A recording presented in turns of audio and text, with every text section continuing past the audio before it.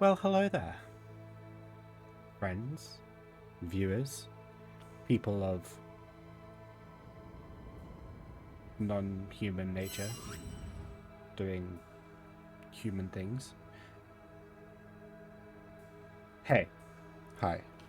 Hello. I hope you're all doing well. I am Meglo. As usual, it's me in my spot.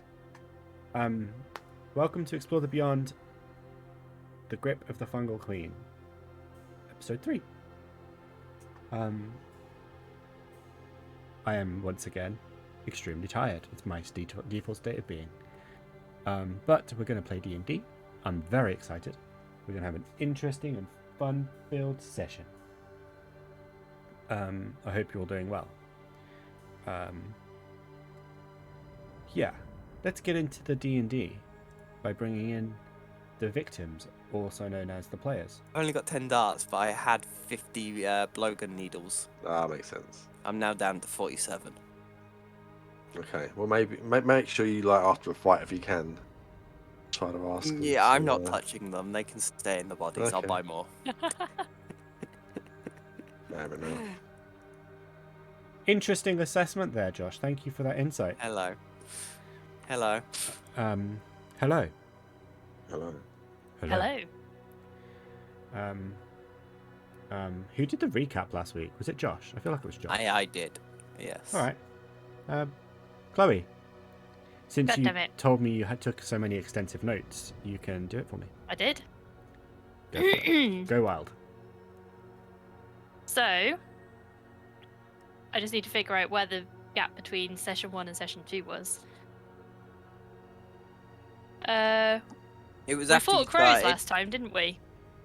Yes. So we were fighting the birds.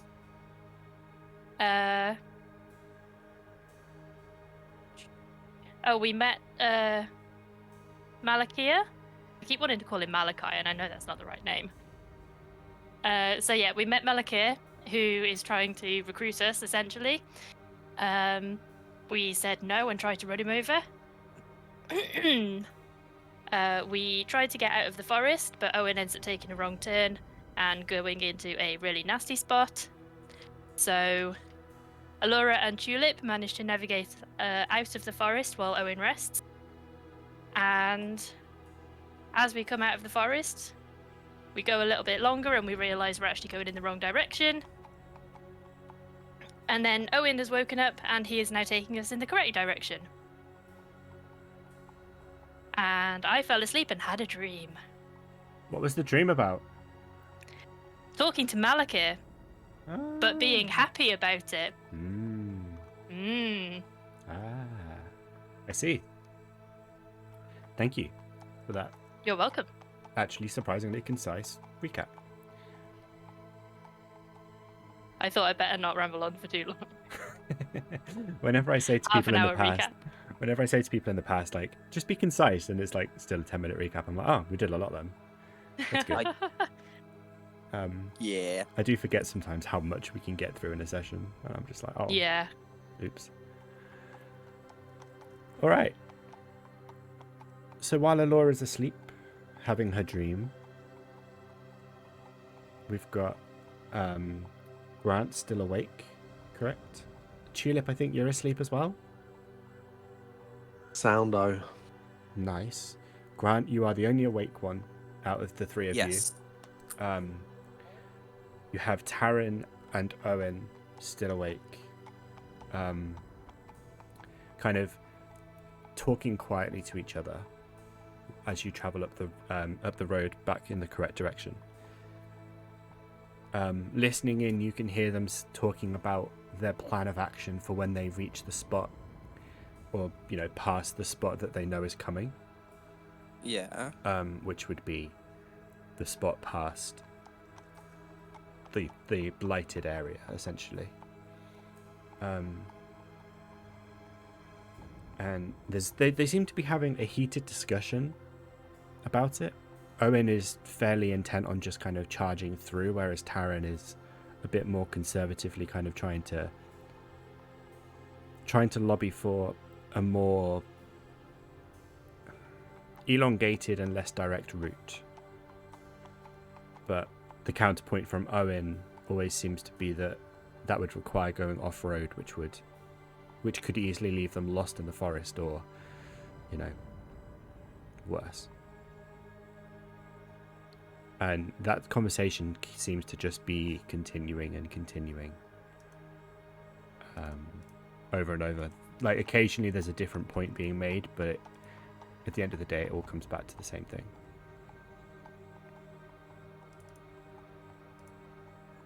Okay. As you sleep, as the two of your friends sleep and you continue, are you doing anything else, or are you just kind of sitting, keeping an eye out? Yeah, I'm just keeping an eye out for anything and mainly looking to the blighted fungal forest area and just keeping an eye on it. All right, make a perception check for me.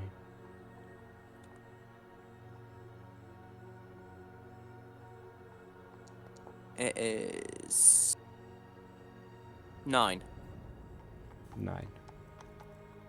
Because of your exhaustion. Yeah. With a 9, you're struggling to keep your eyes open.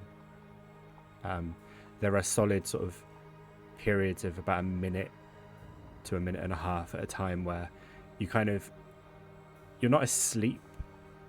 You are still able to hear the conversation around you and hear the clip-clop of the hooves on the road. But your eyes drift off and your senses kind of dim to the point where you're sort of not entirely sure how far you're traveling and at what speed, that sort of thing. So it's difficult to keep track. Okay. However, what does become incredibly obvious is that after about 2 hours of heading back in the same direction you've just come from, you are clearly approaching the blight, the fungus. But it's difficult to judge whether it's further away than where you last saw it, because when you came out of the forest it was dark, and now we're heading into the middle of the day. So you're not entirely... It's difficult to judge where exactly you left it in the dark and where you're finding it in the light. Okay, I have no distance. Yeah, there's no reference of distance, basically. Okay, that's fine.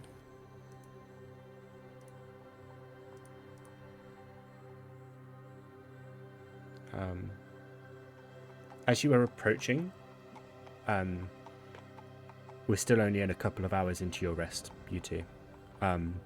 As you're approaching the fungus and the blight, Grant, you can hear the argument from Owen and Taryn increasing. It's getting more heated. Taryn is almost at this point begging Owen to divert, to go the long way round, just to find a path.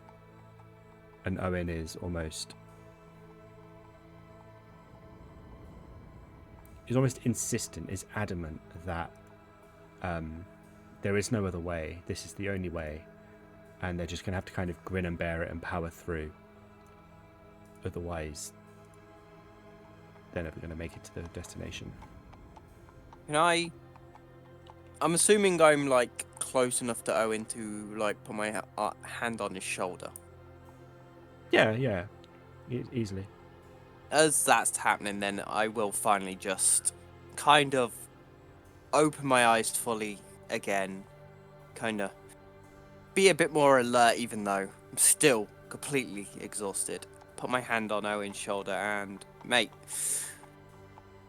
we're all tired and we all don't want to end up stuck in a fight that we may lose.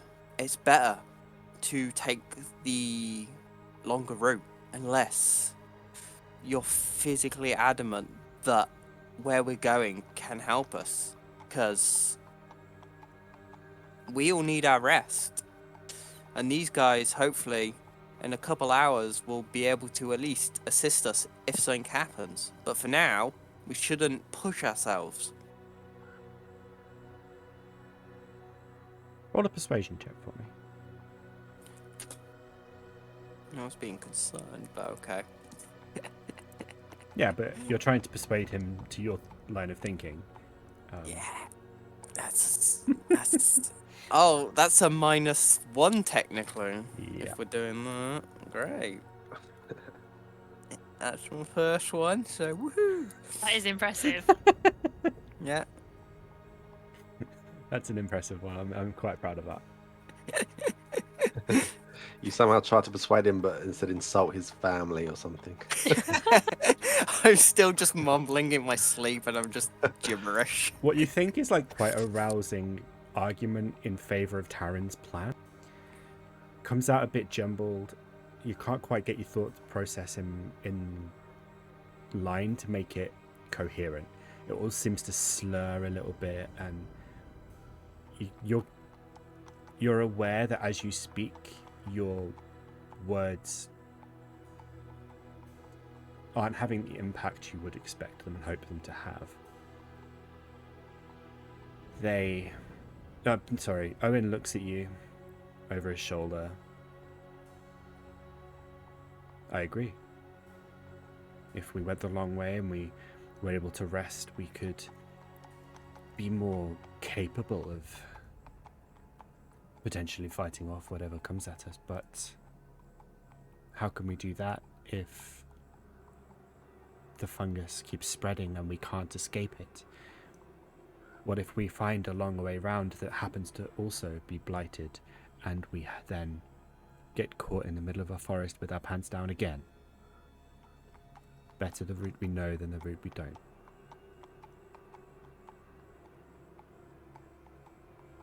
Yeah, I'm gonna pretend like I heard it and just mumble a bunch of stuff and go back to being like autopilot, looking around for stuff. Okay. Okay.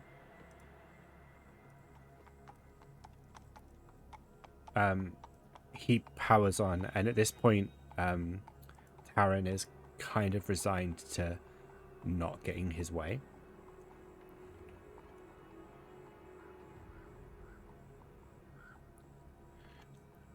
And just sort of hunches down in his spot and crosses his arms and just.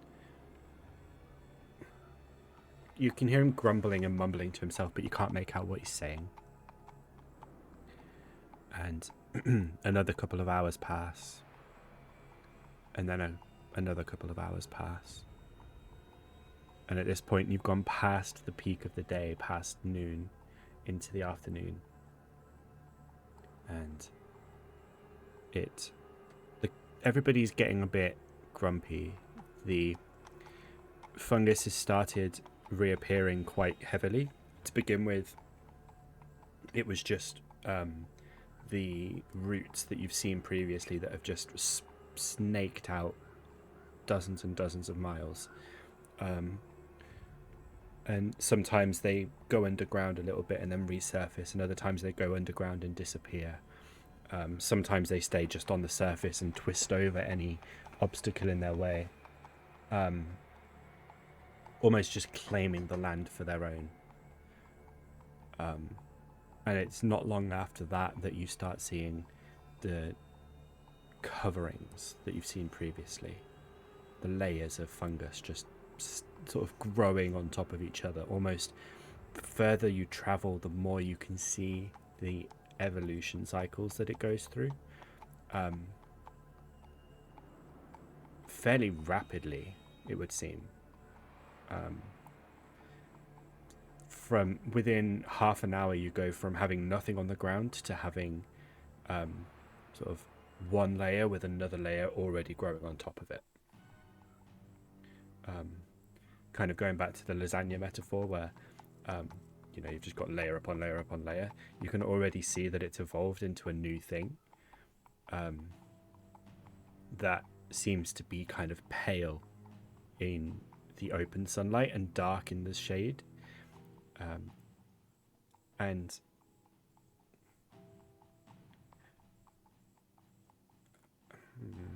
Make a Constitution saving throw for me. All of us? No, just you.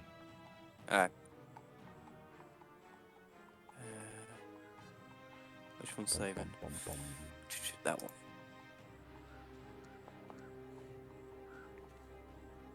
one. With an 11, 10. 10, sorry. With your exhaustion and sort of trying to force yourself to stay awake, it takes you a while to notice that in the dark patches in the shade, that con save was like two things in my head, by the way. Sorry. That's why I kind of immediately sort of seemed to disregard it. You're still awake is basically what I'm determining. Yeah. In the darkness where the ground seems to just be almost pure black, you can see eventually that the fungus seems to be sort of reverse photosynthesizing. Whereas in the sun, it seems to be blossoming almost. In the darkness, you can see that it seems to be actually absorbing the darkness. And kind of thriving from that. It's a weird sight where you can kind of see if you're focused enough that not just the air but the light is kind of being sucked in, or the lack of thereby. It's difficult to explain because it's difficult to kind of wrap your head around when you see it. Yeah, I'm just gonna put it down to the fact I'm tired and I might be seeing shit. Perfectly reasonable.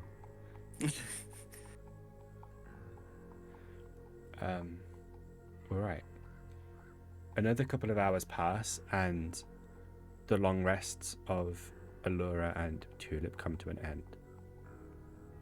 At this point, we're getting to kind of early evening, sort of late afternoon, early evening, and the two of you are, I wouldn't say refreshed, because it's not pleasant sleeping on a moving cart at the best of times. Especially for you, Alura, you had your sleep where you were kind of conversing with Malakir, and that kind of niggling doubt in the back of your head of trying to understand sort of what happened is already draining you, even though you weren't particularly comfortable or refreshed already.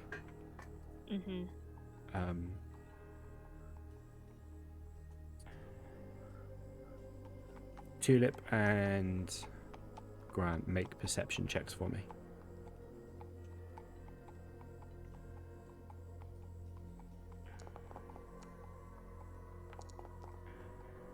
Yeah. Nice. 21. Nice. Alura, how do you react when you wake up? I'd probably still be tired, but probably wouldn't. But I wouldn't mention the dream to anybody. Okay.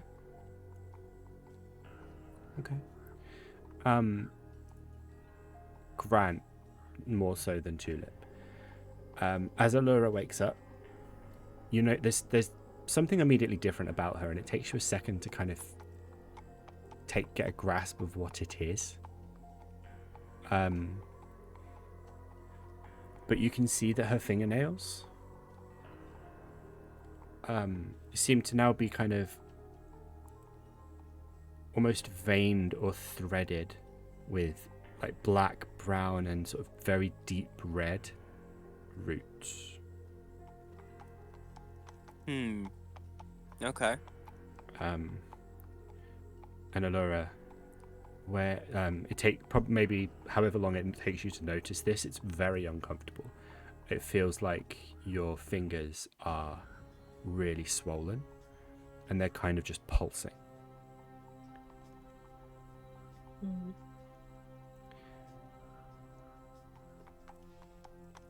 And if you try and reach out to touch anything or grab anything, you have no feeling in your fingertips at the moment. Oh, great. Just the ends of your fingers, like literally from like the base of the nail bed onwards. Just no, Yeah. no feeling. Okay. I would put my gloves back on. Mhm. Because I'm assuming I would have taken them off to go to sleep. But yeah, I'll put them back on. To be fair, I forgot you were wearing gloves. I'm good at remembering things. But I'm that good, I can see through gloves. Oh, hell yeah. No, I won't say a thing and just go back to as if I was alert and actually watching. I'm not tired at all. okay. Tulip, you do notice eventually, as Alura is kind of fumbling with her gloves, you can see that must have painted her nails before she went to sleep. Oh. Could have done a better job though. Maybe we should find somewhere to wash your hands when we get to town, Thanks. and then I'm gonna go up to Grant and be like, "Oh, I must log in to." Okay, sorry, log me out. Okay. Well, I've had an alright sleep actually. I've got this. If you want to rest a bit. So I'm guessing you haven't slept, no? No, I stood guard over you guys just in case we were attacked suddenly. Oh. Well, you do look tired. I am a man of will. But yes, I could sleep. Go on then. Will you promise to wake me if anything happens? What do you mean anything? Well, anything bad. More of them zombie fungus creatures start attacking us. Yes. Alright. Okay, yeah. What if there's food? Would you want to be woken for food? No. I can forego on food. Well, that is where we differ. And then I'll just take a perch up and swap positions almost, I guess. All right. Yeah. Okay. And I'll go sit where he was laying, kind of just sleep in the cross-legged sitting position. Okay. Okay. As you drift off, Tulip, make a perception check for me, please. Yep. That's my flower, by the way. It's only been a day or so, hasn't it? Seems okay. Doesn't seem to be wilting at all. Good. Nice. I got this. Mm. You, like, seeing that your flower is, doing well, seems to be thriving at the moment. Kind of gives you a boost, and you're proper on your game. Mm-hmm. You notice that you notice this, but your reaction is your own, obviously. Cool. You notice that despite being almost now in completely blighted surroundings, the road is quite difficult to traverse, and Owen is doing his best to keep the horses on their track. Along with Taran, who is also struggling on his horse, because I think he still has his horse. Yeah, we had it tied to the cart. Yes, that's right.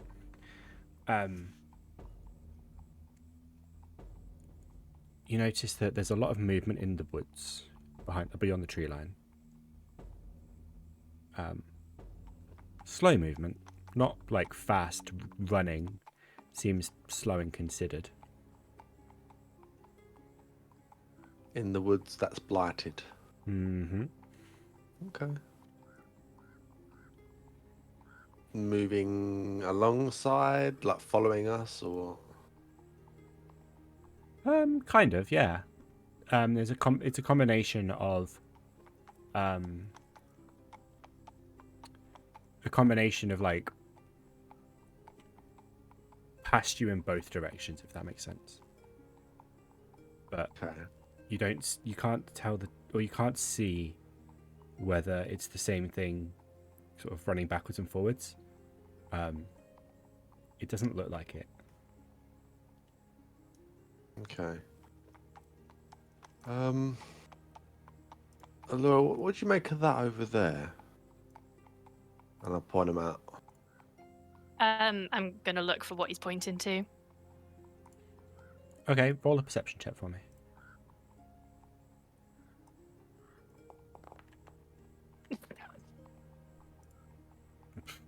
We don't know what he's chatting. No, He's talking rubbish. it's the blighted woods. I mean, we just got to keep away from it. Well, yeah, obviously, but there's definitely things moving over there. If you say so, bud. Are you still tired? No, this Wow. is why.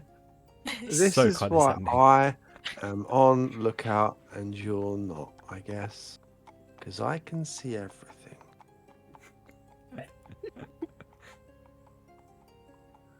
Right. It's not it. That one.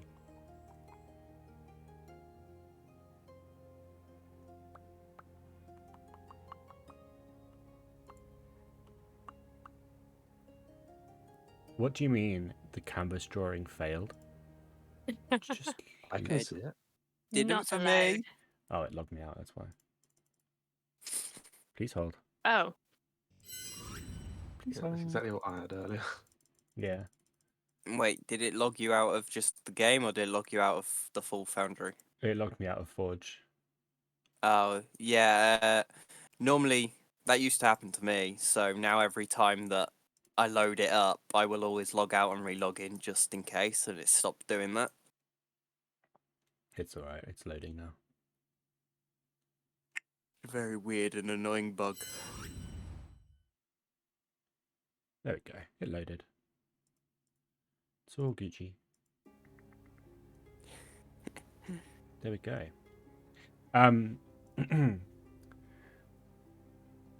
Do not look behind the curtain. So yeah. Alura, Tulip kind of points off in the direction of the forest, and you don't see anything. He's probably just being Tulip, yeah. Tulip. Another 10 minutes or so pass, and for context, this map is just pretend it's covered in trees. Use your imagination. Surprisingly few, like, decent forest maps. Another 10 minutes or so pass, and you just keep seeing this movement. Sometimes it's a flash, sometimes it's just kind of like slow stalking, considered movement. Is this on one side, sorry, of us, or Both both sides. sides? Okay. Oh, great. Okay. And eventually, behind you, sort of up here, a creature tall, but also quite long, on four legs, comes kind of sauntering out of the forest. Quite natural looking in terms of its movement, almost like, you would expect wildlife to occasionally cross your path. Except this creature is quite clearly affected by the fungus. It's overgrown, it's wilted and what's the word? Desiccated. Hey, Ian?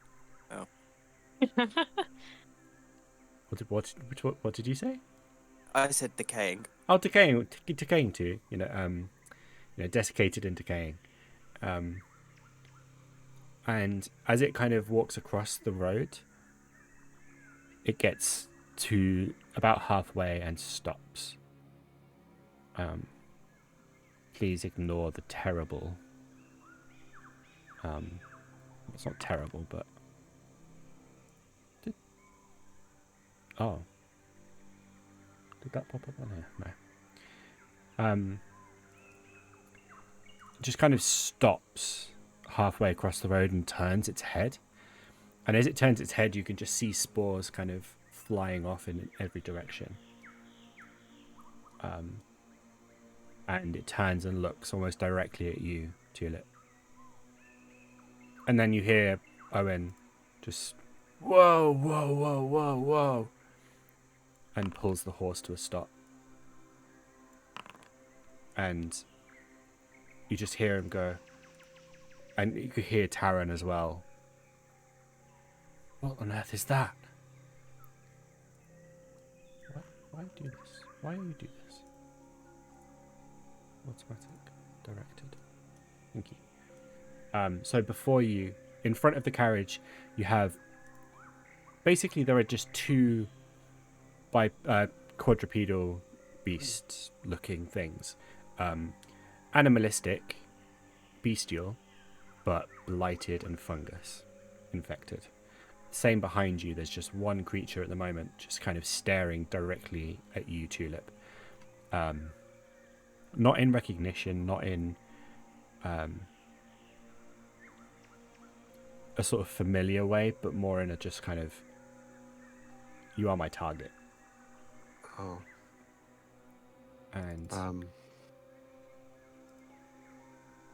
Yikes. I guess I'll probably shout for Grant to wake up then. alright. Danger things. Okay. That is shout. You hear him. He's not Okay. exactly quiet. Okay, I was gonna say, am I too exhausted to wake up? I mean, you're tired, you're exhausted, but no, you're here. You're awake. Okay, yeah. I look up. My first thing is, we better be being attacked. What do you think danger things means?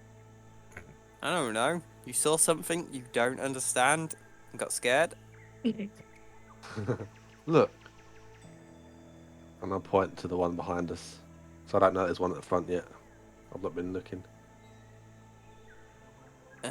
Yeah, I suppose I would see the moss fungus that is all over it and the spores and be like, yep, you're right, that is dangerous.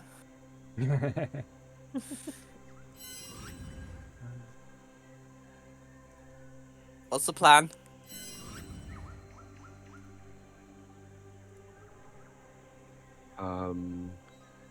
Hit them with things until they stop looking at me.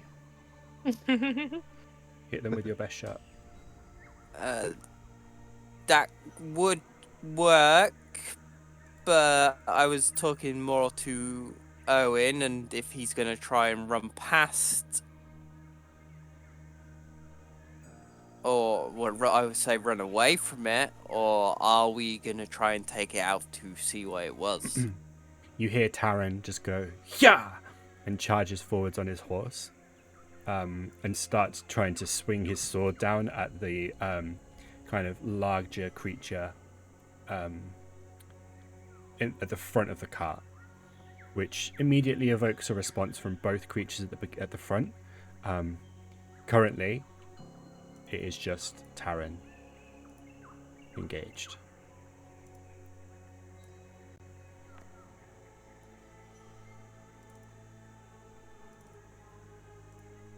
Okay. How are you Well, reacting? that settles it. Let's protect the cart, guys. Oh dear. And it's okay. So it is this weird, horrible-looking beehive thing. All right. In that case, everyone roll initiative for me, please.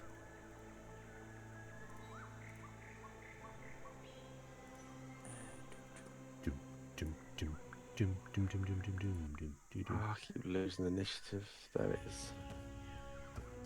Yeah, it's one of the odder ones to find. There. No, it's not. I've Just rolled right it. click your token. You can see it in the combat encounters as well. Yeah. Oh, does it work that way? Yeah, literally Yeah. the entire time we've played. I've never done Mine it doesn't that want to way. roll though. Yeah, I think it might be lagging or something. Oh, Oh, there we go. I think I rolled twice. No, that's all mine. That's all yours. Oh shit. Okay, then mine still isn't rolling. let's Did try again as well. Yeah. I was gonna say I rolled. I appeared in the combat tracker, but it didn't. Oh, do But, we have to add okay. ourselves to it? Oh, we're already in it, aren't we? Roll. It's Like I can interesting. see us all in the combat encounters tab on the Right, right I hand c- side. Yeah, it's not letting us roll. Yeah. How weird. Can we roll regular dice out of curiosity? Except We 3 encounter can. interface. That's There we a go, test, somewhat- by the way. I was going to say. That was a regular roll, not an initiative, just to see if we could actually roll. Let me try initiative from my character sheet. Yeah, I'll try both Oh, already. no. Interesting. We're definitely right. Combat state. I mean, Right. I guess we can just all roll. Would this work? I'm not going to target. Is this anything. anything to do with that Let's test this. module that you were talking about that wasn't working? That works. Probably not. But then again, No. I wouldn't be surprised. So attacks I've work. been- Regular rolls work at least.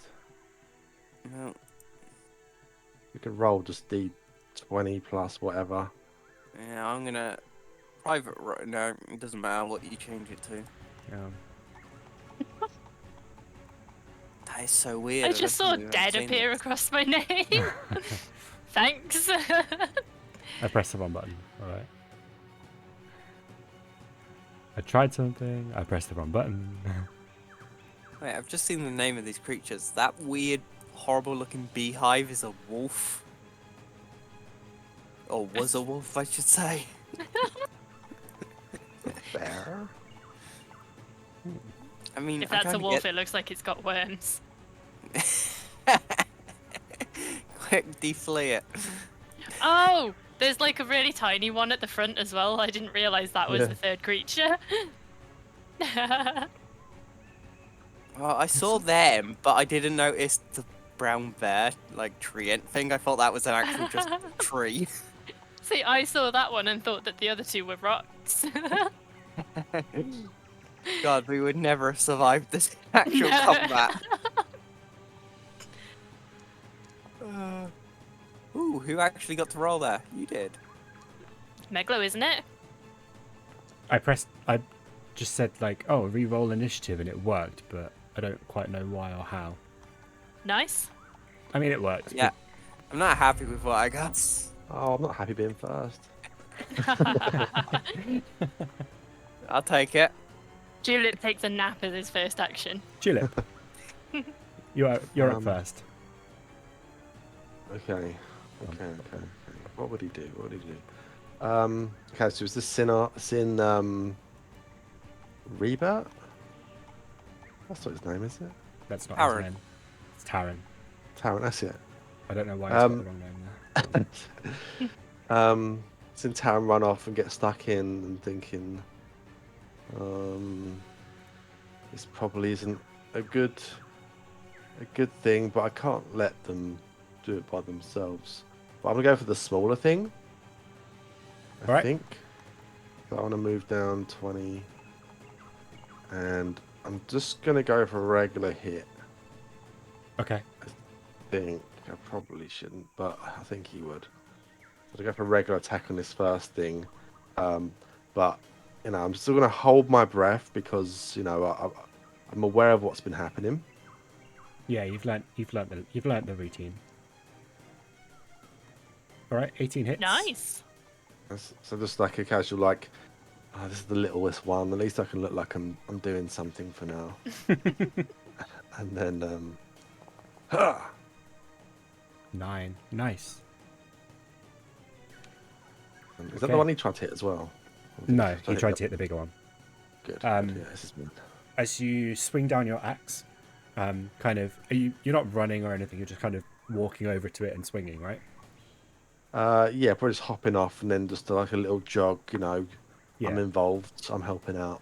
There's no hurry, but you're kind of still there. Yeah. As you come over and your axe makes contact with it, you can tell that despite it being almost completely fungal at this point, it's still got a very thick and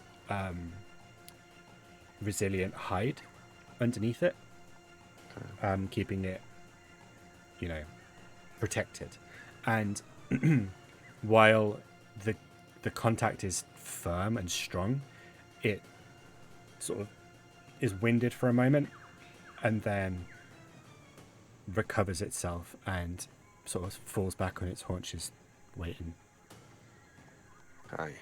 And I'm not going to rage yet, I don't think. I'm going to chill.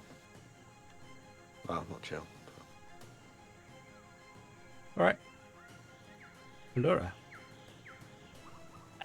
I would like to summon my spiritual weapon. Mm-hmm.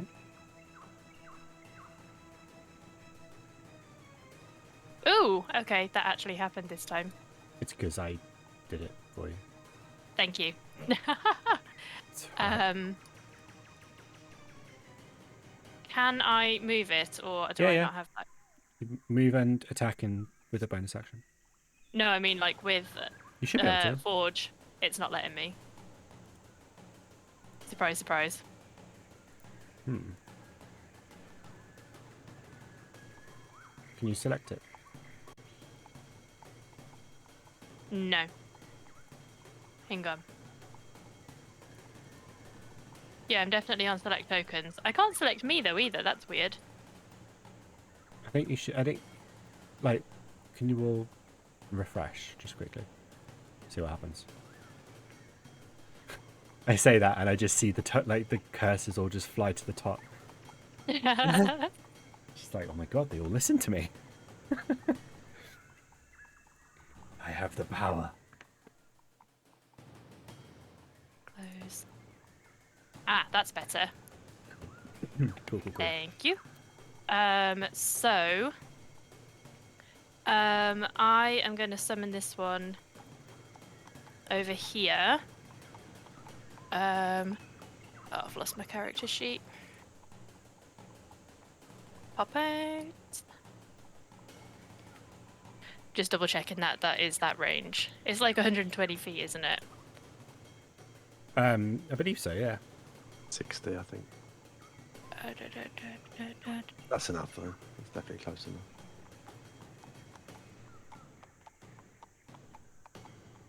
Oh yeah, 60 feet, you're right. But yeah, that's fine. So I'm going to attack this creature here with my spiritual weapon. Mm-hmm. So it's a so D20 that is... plus wisdom plus proficiency. So plus 5. 20. Yes. Nice. That is a hit. And That is a hit. a hit. My damage is a D8. Nope, that's a 10. D8 plus spellcasting ability modifier is plus 5 again, isn't it? Yes.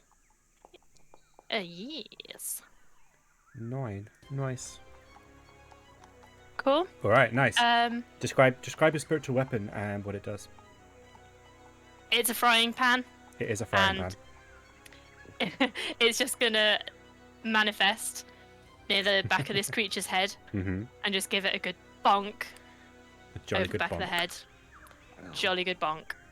Excellent. I love it. You can see the creature just sort of recoil and start snarling up at your frying pan spiritual weapon. Confused because it's not entirely sure what it is, but still. The small creature that you attacked, Tulip, is now kind of snarling and sort of digging its digging its paw into the floor and building up to something, and it goes to kind of swipe a fungus encrusted tusk towards you. So we will go for an attack.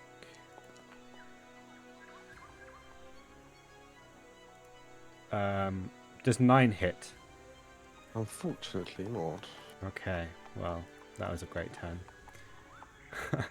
I don't want to get hit, but to go into a rage, I think he needs to be hit. So, never mind. To maintain it, yes.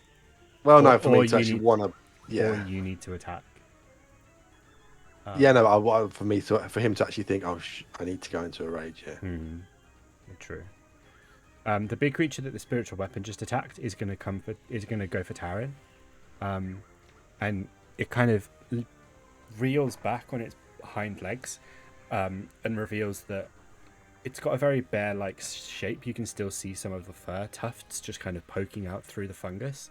And as it stands up, you can see the sheer size. It's huge. It's probably about 7 feet tall while standing. And it's got powerful shoulders and powerful arms that just kind of gently emit spores as it exists, essentially.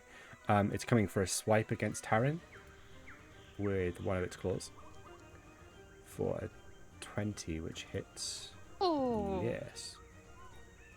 It's great. I can kill my own NPCs, but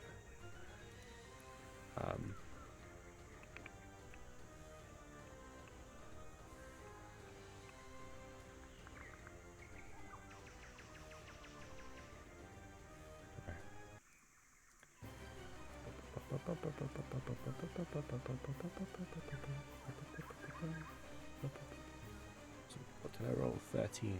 Nice. Taran gets knocked from his horse and flung backwards almost into Tulip. He kind of lands at your feet. And then the creature's just going to go for another... It's going to go in for a bite against the horse. And with a 17, it definitely hits. It's going to try and damage it. And with an 11, it sort of clamps its jaws around the horse's neck and just yanks free. And just, sort of hot blood just starts spewing from the horse's throat. All over the floor, all over the fungus. And Tulip, you can see the blood spewing out, and it's a distressing sight. But what's almost more distressing is the blood being absorbed by the fungus and the fungus turning red. Not in a kind of it's covered in blood kind of way, more of a it's assimilating. Okay. And then the fungal bear is going to kind of come this way and block you and Taran from the cart. Okay. At which point, coming from the trees, 2 more smaller creatures emerge. And one is going to just charge at Taran, and one is going to charge at you. It's going to come in for a charge. Strength saving, bro. So it needs to hit first. Ah. It hits. Okay. Yeah. So.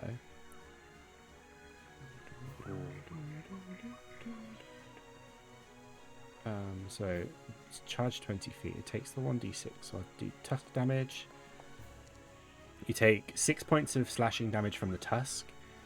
And then you take another 1 point of slashing damage from the charge, and you are knocked prone. I saved. You saved, sorry, yes. I read it and then forgot that you rolled 12. You managed to just about hold your feet. There's sort of a slight rocky bit behind you and a few trees that you can use to keep your balance. So we'll move that one here, kind of there. And then this one's coming in for Taran, doing the same thing. Thank you. Tusk. Attack. Normal. Misses with an 8, so it doesn't go anywhere. Great. I did try and add those 2 to the initiative, but alas, it didn't work. So I will reroll. Where did the other one go? God damn it. The one by the tree creature? It just kind of removed itself from initiative. I pressed the wrong button. Oh, I see. I was gonna say, well, with that roll, it just gave up and walked off. It was just like, nah, it's not worth it. It's not worth Yeah, it. it had Too a bit much of common effort. sense. Taryn, knocked prone, kind of shakes himself off, takes a second, stands up, and attacks with his longsword against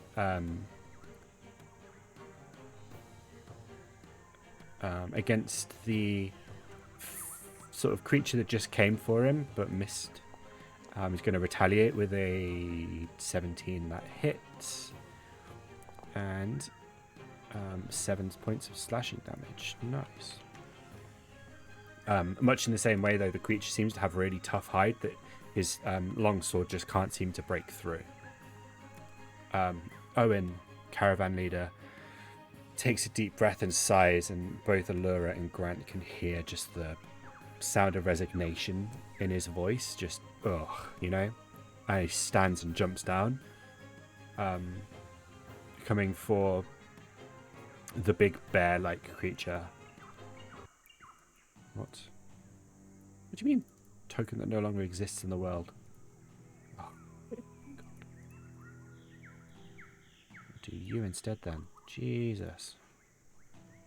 Right, put you there.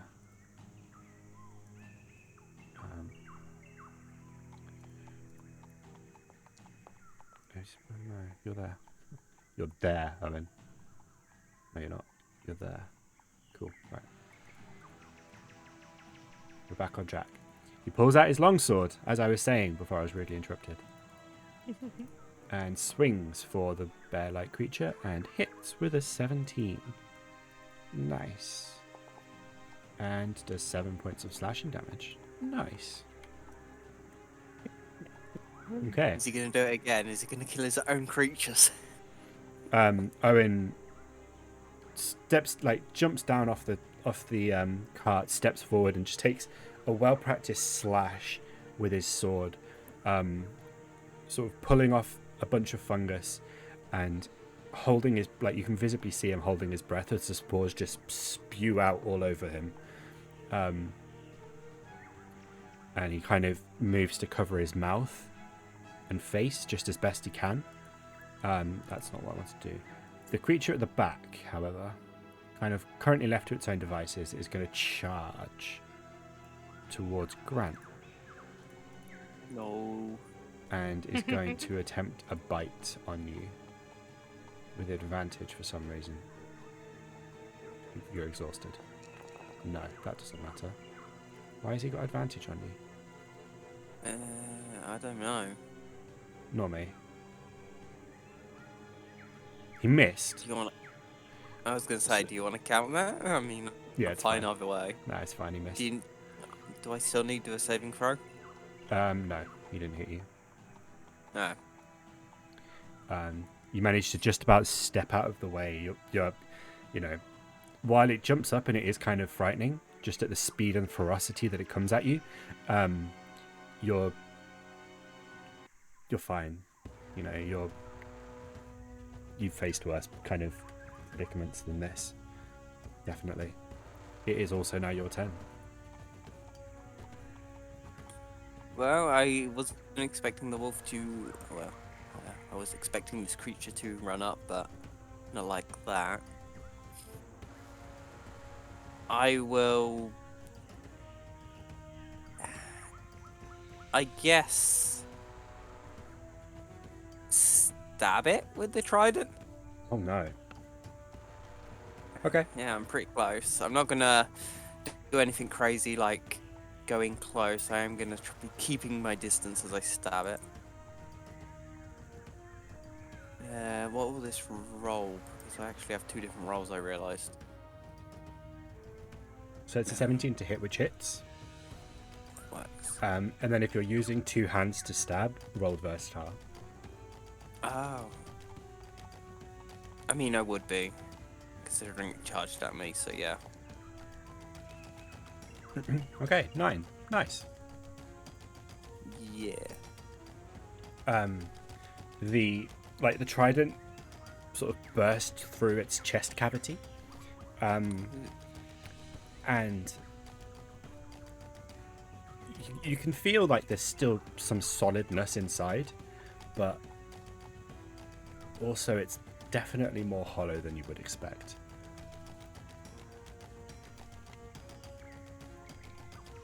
Okay.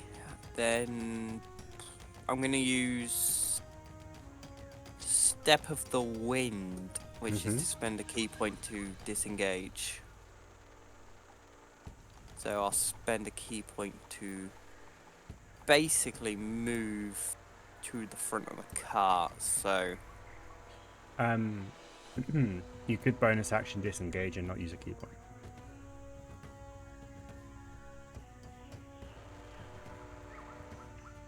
can I just? Oh, if I could just use my bonus action for that, then yeah. Yeah. Instead of using a resource like key points, you can just save it and, disengage and move. Well, no, I'm gonna use the key point to disengage there. I can do that, and then can I use my bonus action to do something else? Because if I'm spending something. Oh no, it says No. as a bonus action, so either way, it's.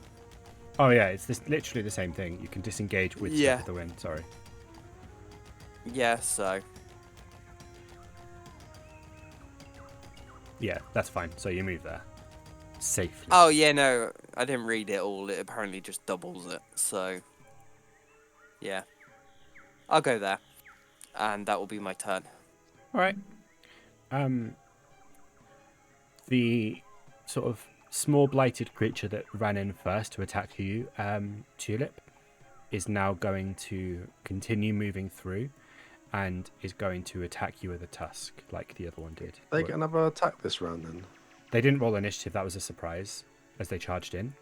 Because they were entering combat, and then they happened to roll so badly on initiative that they're now at the bottom of the initiative order. Okay. 16 hit. Yes. Okay. That's a maximum of 7 damage. Slashing damage. And that is the creature's turn. As it sort of continues running past you in like one swift motion, it leans in to grab drag its tusk across your leg. It's not like the worst injury you've ever had, but it's just in the right area to be annoying, and sting quite a lot. This second one is going to do something similar, but with Taryn. 17 hits, and does 6 points of damage, and this time moves around to the back of you, Tulip, while staying within range of Taryn. Taryn's looking quite rough, looking a bit... What's the word? Mauled? Yeah, mauled. Tulip. Okay, 10 a few hits, and seeing that Taryn's a bit worse for wear, I think this would be time that he would go into a rage, and obviously the horse being bitten as well. Mm-hmm. So he's going to go into a rage, which gives everyone a d6 damage dice. Nice. It's within 60 feet, isn't it? Yeah, I think that should be everyone. Up to... Yeah, you're fine.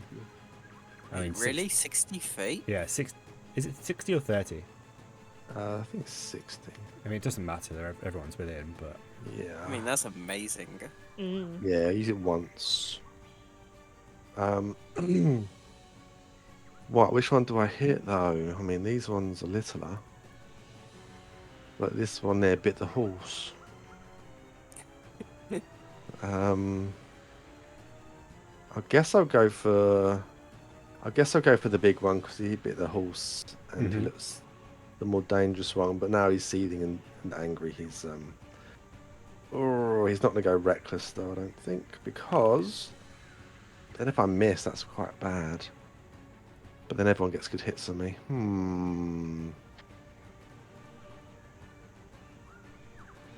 I'll just go for a regular attack, I think, for now. Okay. Depends how ropey it gets. So I'll go swing for the big one. Good enough. 12 hits. Oh, it is good enough. Ooh, okay. Good job I didn't go for the -5 as well then, wasn't it? So I'll do a damage and I'll add the 1d6 as well. Mm-hmm.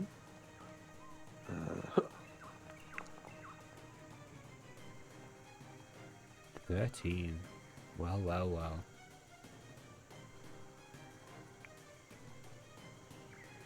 The biggest one's up bonus action. I think that's everything I can do this turn.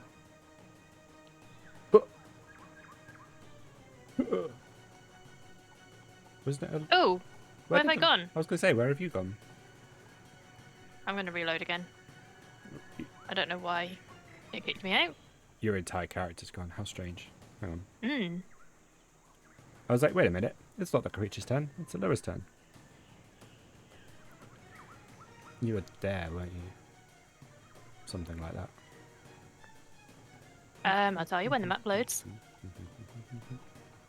I do not own any tokens in this scene. What'd you do?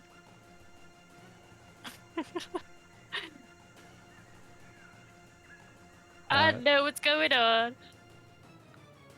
But you're here. But you're there, Chloe. Save configuration. We can see your mouse flying around the map. I even just checked my character configuration. Hang on. That's so weird. What's going on? Reload again. Yeah.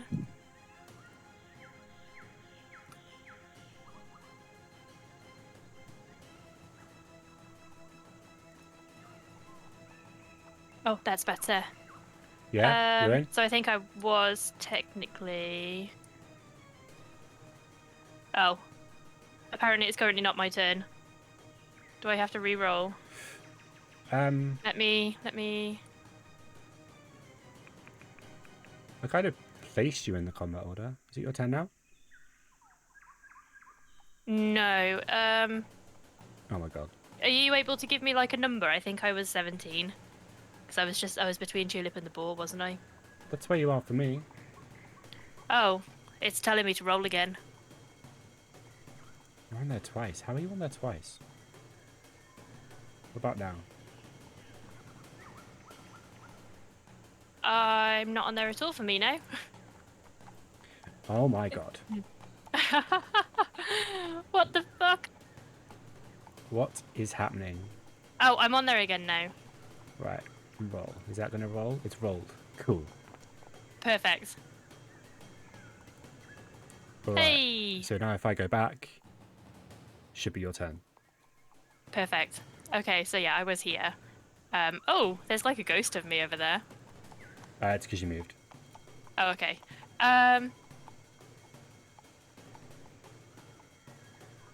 So, I am going to first of all move the spiritual weapon here and attack the big guy. So, 1d20... Oops. +5, so that would be 18. Okay, that hits. Cool, so 1d8 +5. 8. Okay, so that's my bonus action. And then for my action, I am going to use my Channel Divinity, Preserve Life. Mm-hmm. And I can give... Where's it gone? Preserve Life. 15 hit points.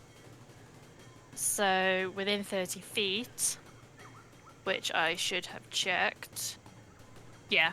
So I'm going to give 8 to Taryn and 7 to Tulip. Okay. Ooh, thanks. Because I've seen them both get hit quite a bit. So Tara gets how many? 8. 8. But it can restore a creature to no more than half of its maximum hit points.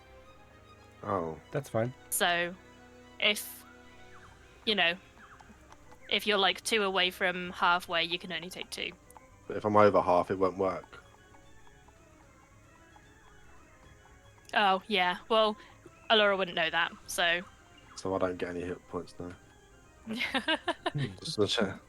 He's that healthy. Yeah. Taran Wow. got 7. Nice.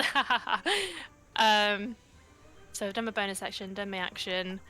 Yeah, that's me done. Cool.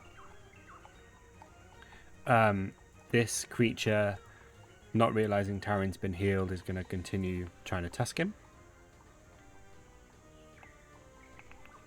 With a 16 hits. And I rolled the wrong button. 16 hits. And he takes 5 points of slashing damage. Cool. That was a good turn.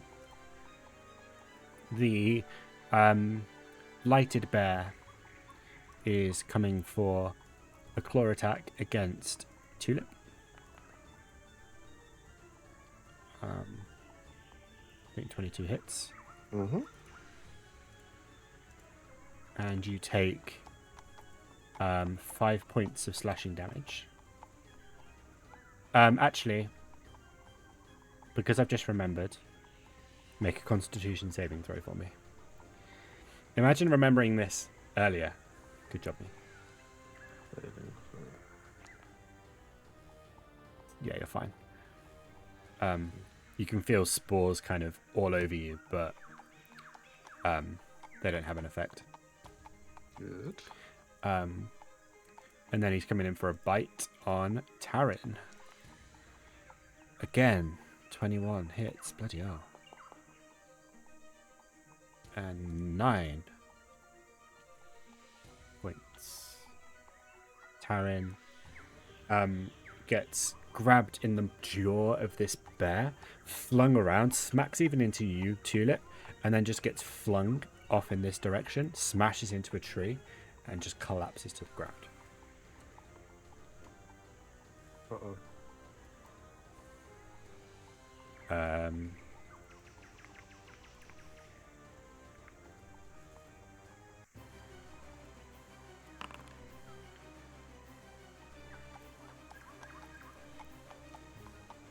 It's now Owen's turn. He's going to take another longsword attack against the bear creature.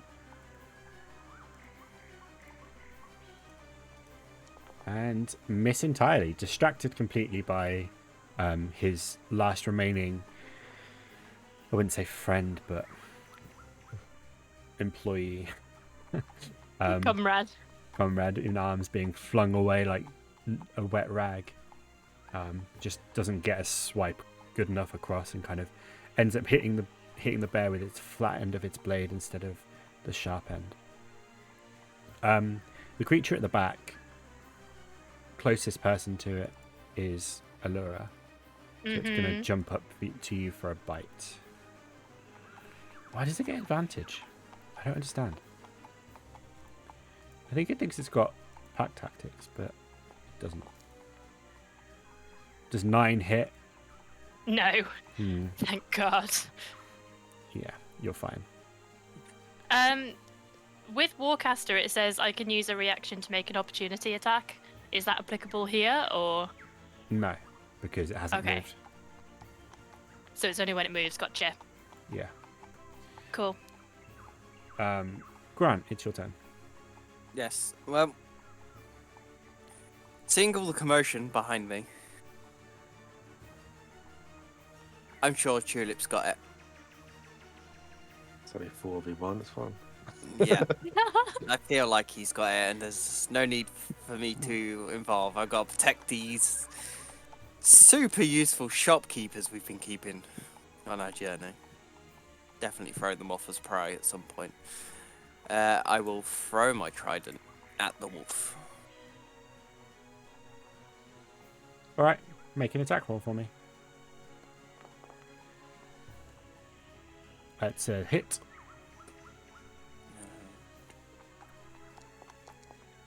With the +6, I guess I'm gonna use. Yeah, D6. 10. That's extra. Nice.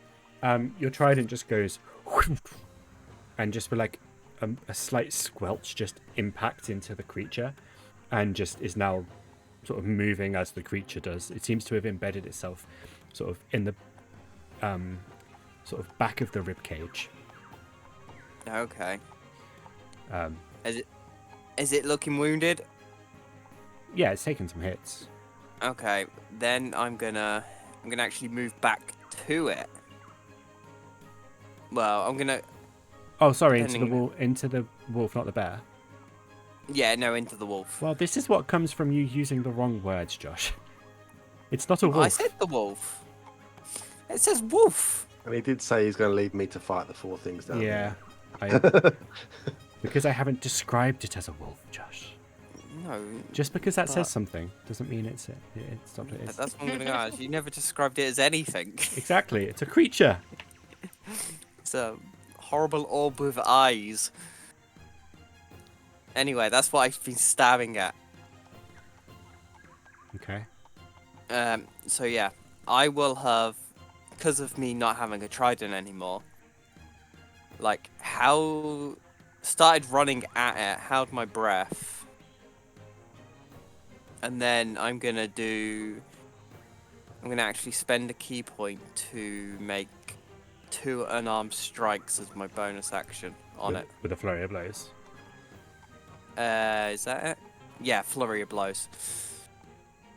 All So, right. do that just so it says.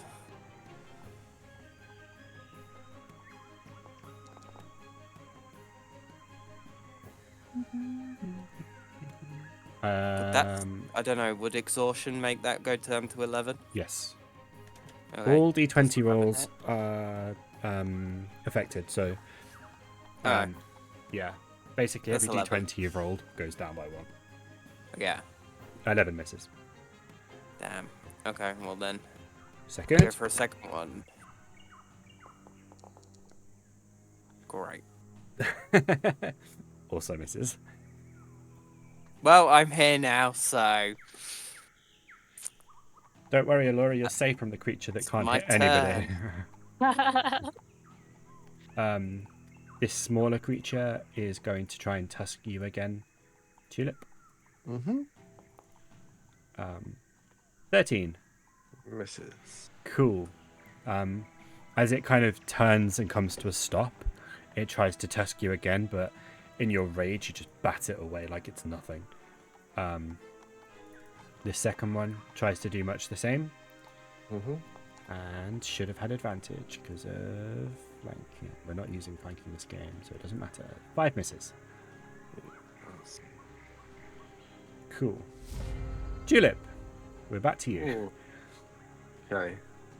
Got the big one still. We're still probably yeah, it's still the danger, isn't it? Okay. No, not reckless yet. That's silly. That's suicide. Yeah, that's suicide. I'm gonna swing at the big one. Still very focused on it. Mm-hmm. Think I'd probably keep hitting this one until it dies, or I died probably. So. Ooh, I like that. Oh, nice. Do you like that? I wish I had my D6, but I don't.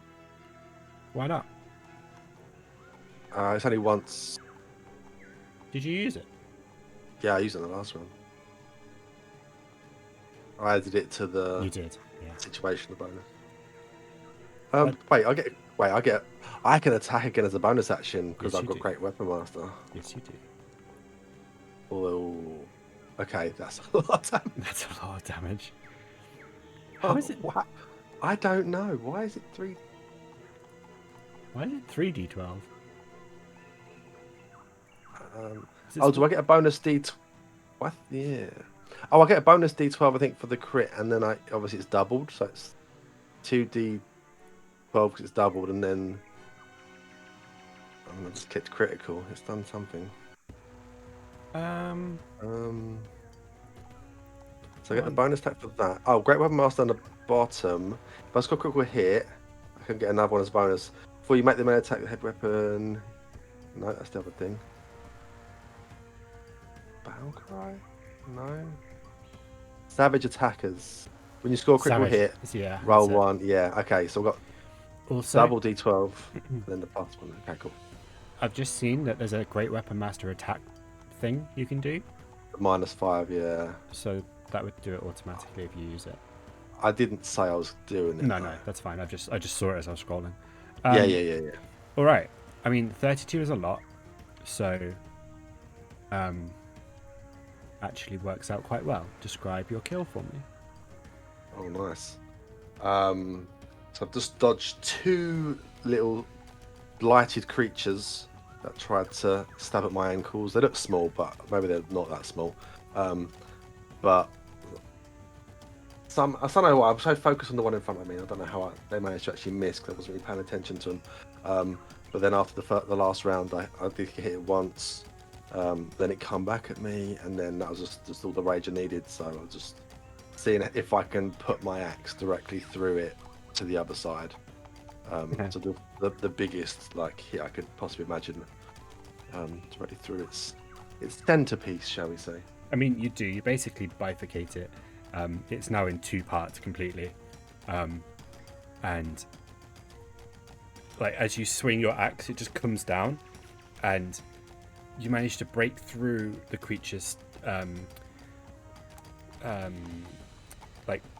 fungal layer, let's say, and then straight through its spine, through its body, and it seems to have decayed and desiccated enough that as the momentum comes through, it just sort of falls in half. Beautiful. And then, as a bonus action, because of the Great Weapon Master, Mm-hmm. I was gonna spin round, I think. Okay. And which one am I gonna go at? I don't know. This one, I guess. Put that through that as I'm yanking it out, spin round as my bonus action, Great Weapon Master attack. Try to hit that one as well. That hits.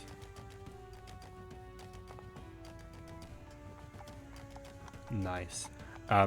This creature, much in the same way, you just kind of, in the same fluid movement, you swing round and just bring your axe down, and this creature is just crushed into a smush on the floor. Then I'm just gonna seething teeth gritted, just look at the one right next to it. Okay. And then that's me. Alura. So Alura is going to try and run over to Taryn. I've only got 25 feet movement, so I am going to have to use 10 feet with a bonus action. I can do that, can't I? Not as a cleric, no. What? Can I not? No, because you don't have bonus action dash. Oh, fuck. Okay, so I can't reach him at all. Because I've got... Yeah. There's also an NPC. I don't know what the rules are in this one.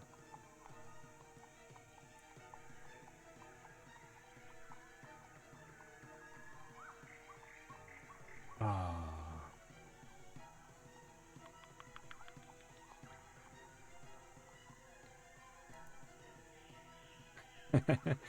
All of your spells are either touch or you don't have them. Mm-hmm. I won't know healing word.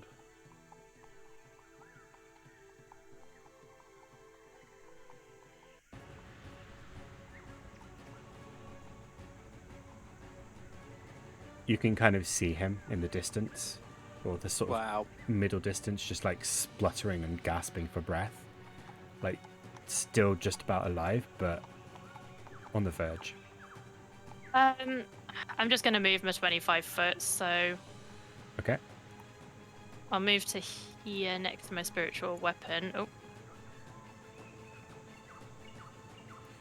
Take an attack of opportunity from the wolf. Oh! Yeah, that actually hits. It's 6 points of piercing damage. Roll a Okay. Constitution saving throw for me.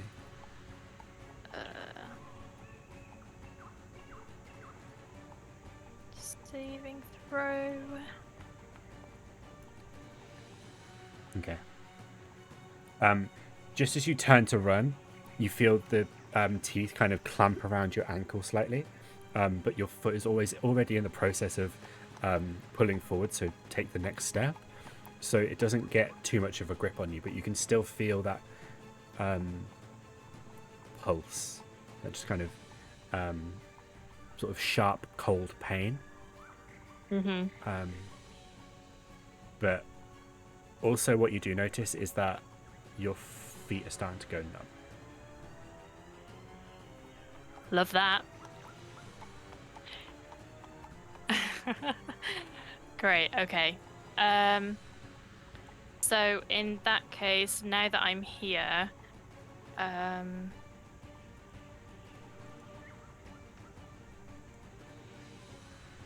okay, how far can I move that? 20 feet. Yeah, so that's my movement. Bonus action, I'm gonna move, hang on. Did I just measure against the dead one? No, I'm gonna move. So you were here, so that's... Oh, sorry. Yeah. No. So it was there, right? Yeah. So I'm gonna move my spiritual weapon to there and then attack this one here. All right. D20 plus 5. So...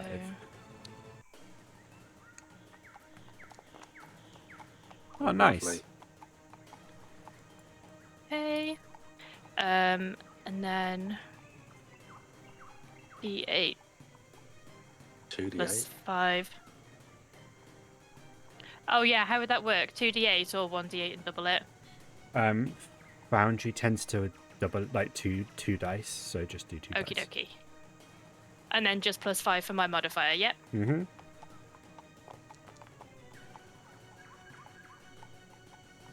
Okay, so 13 damage to whichever one this one is. All right. Your frying pan, spiritual weapon, just comes down, and it's still fairly big. It's like the size of a kind of small terrier dog. But it's like meaty, you know. It's like it's got muscle behind it. Maybe more like a staffy. But the frying pan is bigger, and you're wielding it with force, and it just comes down and splats Nice. all over Tulip. Although Tulip is going to snarl at the frying pan, then look at the next one. Tulip, roll a Constitution saving throw for me.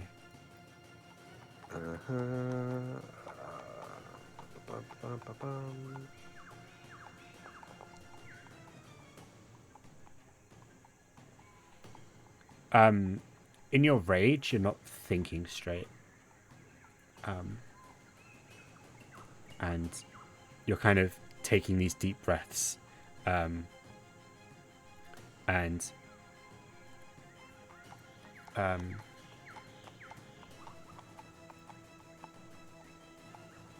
Like, as the creature is splatted on the floor, just spores rise into the air, and you just happen to inhale some. There's no immediate effect that you're aware of, but that could just be a consequence of the rage. Is that your turn, Alura? No, I've still got my action. Mm-hmm. So I am going to Guiding Bolt on what used to be the wolf and is now Blighted Creature. In capitals, to emphasize. To emphasize, yes. It mutated mid-battle. Sometimes I forget to change things' name, okay? 14 Does 14 hits. hit? It does. Nice. Normal damage. Normal damage, she says, rolling 4d6. Bloody hell. Describe your guiding bolt for me. What's it look like? Just kind of a mix of like fire and electricity at the same time. Literally just shoot in line towards this creature. It kind of scorches the top of the cart, and then impacts into the wolf's chest.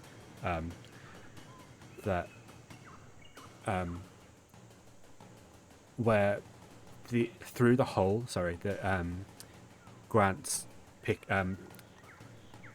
where Grant's trident scorched through, you just cut your guiding bolt flies through that hole and just explodes in its insides, and the whole body just goes up and explodes.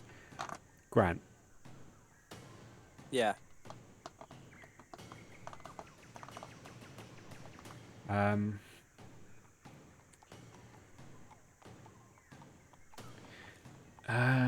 I mean,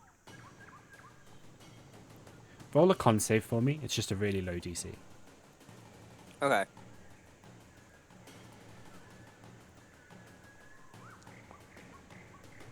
Okay, you're fine. You managed to keep your breath held as the creature before you, the kind of wolven creature, just explodes from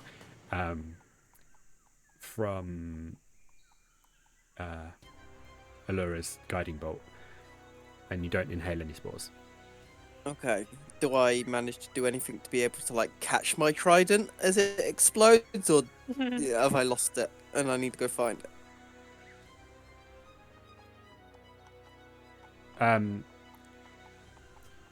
Make a dexterity check for me. Ooh.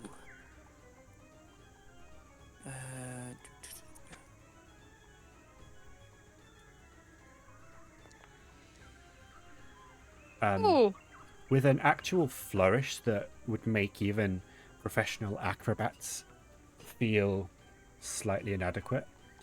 As you kind of feel the guiding bolt coming, and so just instinctively you reach out, grab your trident, and just kind of do like a scissor jump, like almost front flip over the creature and end up behind it with your trident in Nice. your hand. Oh, okay, nice. It looks pretty sick.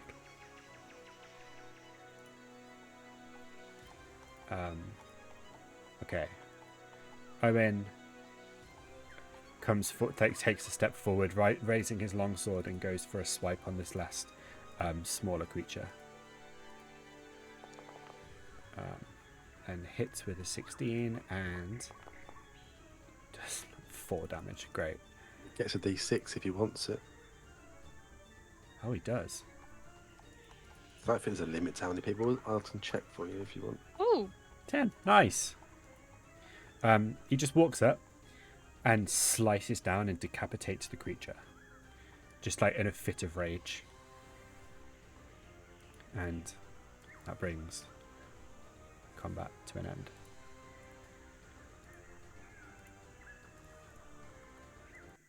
As soon as she can, Alura's gonna go running over to Taryn to try and bring him back to health. Mm-hmm. As soon as you run over, you make it just over to him as he takes one last exhale, like one last breath in and one last breath out. That's kind of accompanied by a sort of small flood of blood. That rhymed. And then his eyes kind of gloss over. And I'm going to share this with you now because I do feel kind of bad. I was rolling death saves when it came to his turn, and I'm going to put in the Discord in general what I rolled. I was gonna say I only heard one roll, so this can't be good.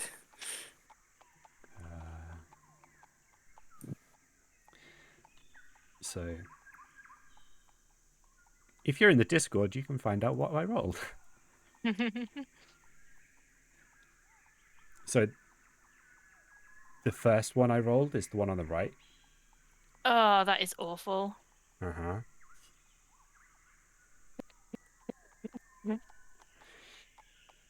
Yeah. Yeah. Oh well. Right. So, Alura. Yes.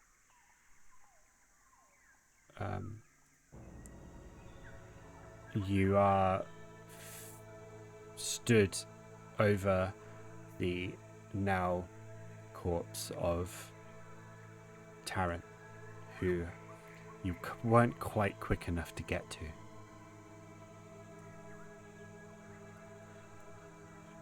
Who is now lying he's fallen into a layer of fungus and is already starting to be absorbed into it.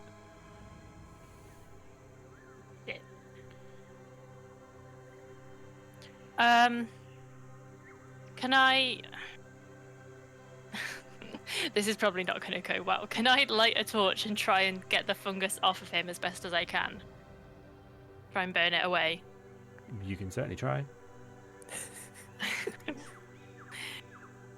While I'm doing that, I want to call Owen over as well. Okay, he comes kind of slowly walking over. Yes. I'm just going to use my torch. Is he dead? Unfortunately, I couldn't get here in time. That's unfortunate. As I'm trying to burn the fungus away, like, is it still, like, covering his body? Is it still moving up? I don't know. It starts retreating like you've seen it do previously. You kind of have to trace around his body. If you go up the left-hand side, it it starts retreating from there, and then you have to kind of go around the top and back down the right-hand side for it to fully give his body back to you. Okay. But immediately, already, you can see that where the fungus has kind of got to him, his body has started rotting. Ugh.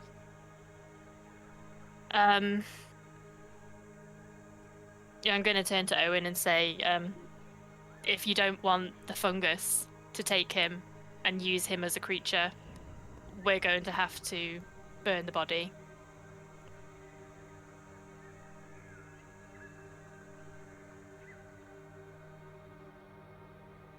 There's a moment of silence where he doesn't seem to be too sure about what to say. Just looking down at his body, like a look of disgust, but also responsibility almost. He's very much taking this hard. Yes, we should burn the body. We can't let that happen to him. He deserves better. I'm gonna need everybody to try and make a funeral pyre for him. I do not have the magic to speed it along, unfortunately. Whether you want to dig a grave and use that as a funeral pyre, or if you just want to pile up some wood and hope for the best. And I'll have to try and keep the fungus off him for as long as possible while it gets built. Guess my rage is gone by now. Yes.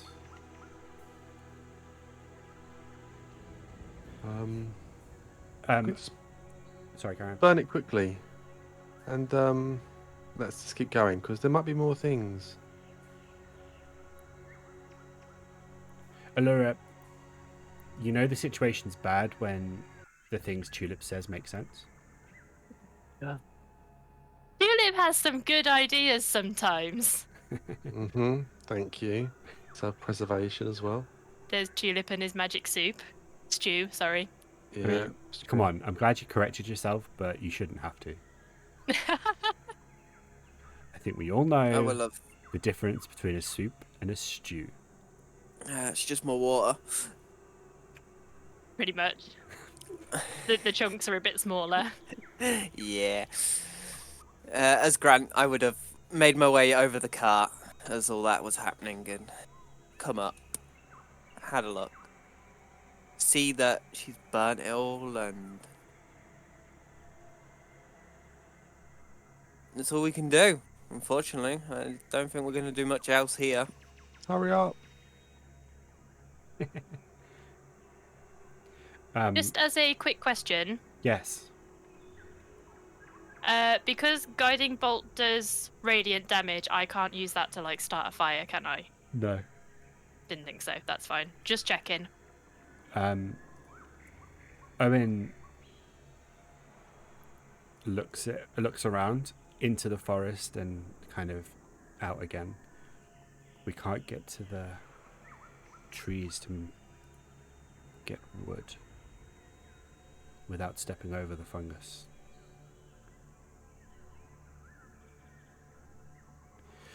We dig a hole, and he just turns and starts like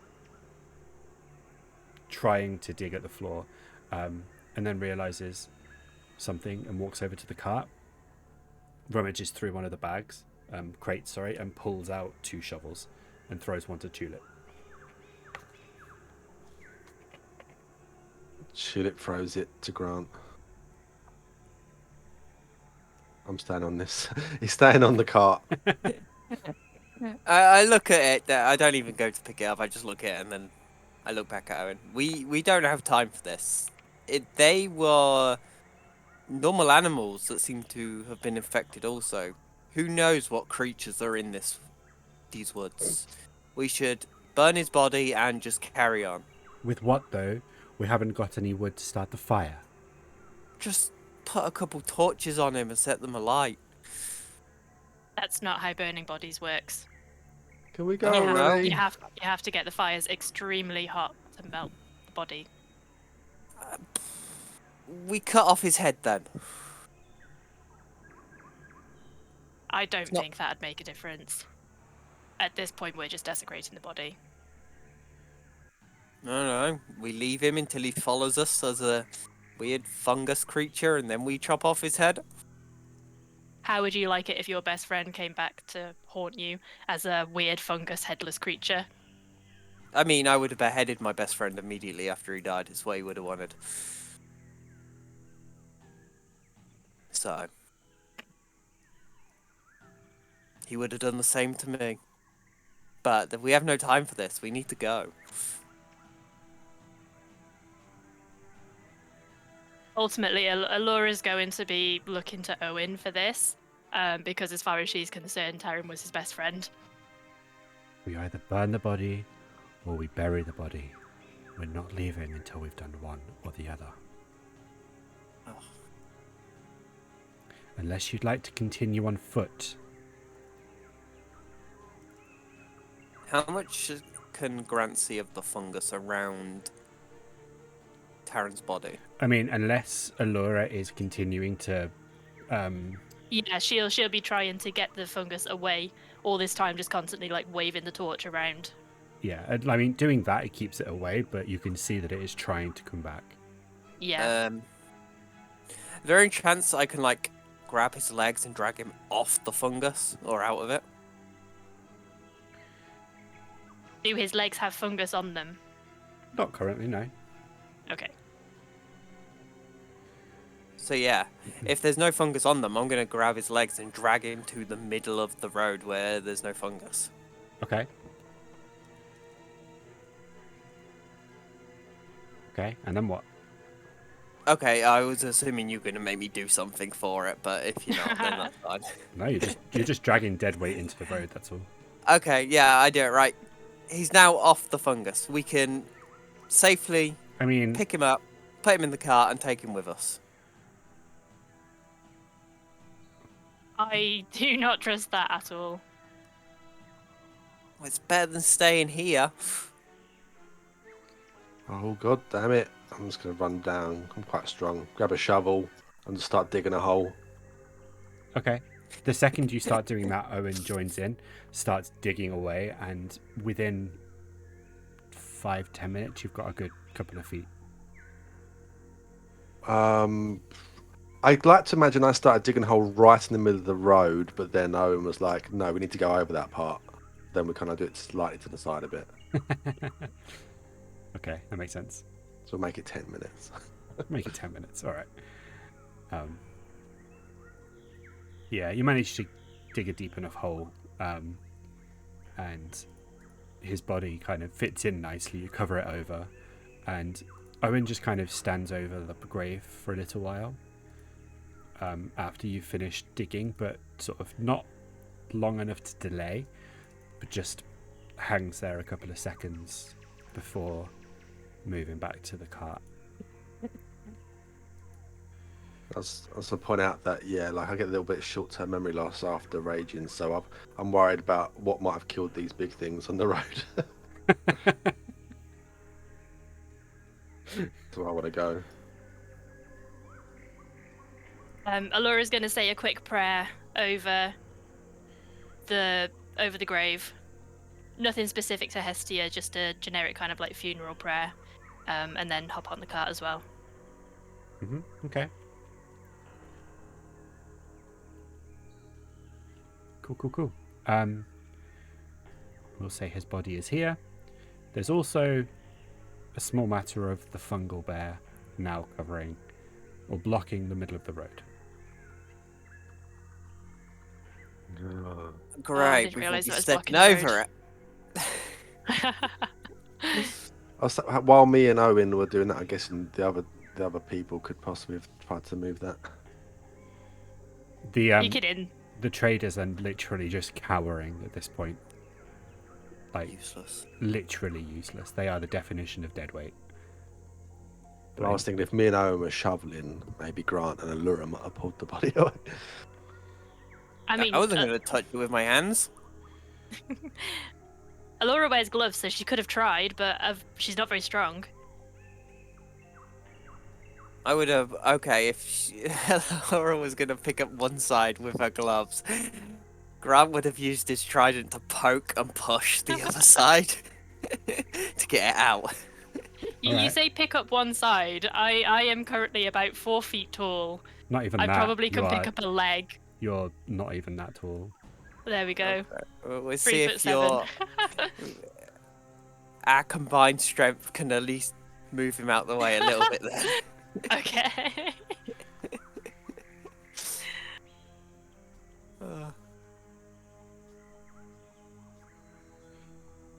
So the average brown bear weighs between 80 to 600 kilos.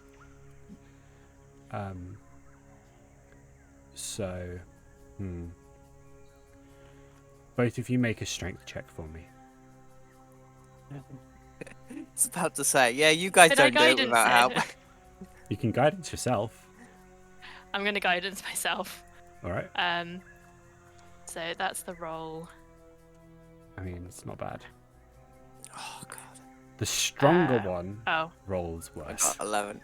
Well, I'm not actually using my strength, remember. I've got the trident and I'm pushing into the body with my trident to, like, move it so I'm not touching it. True.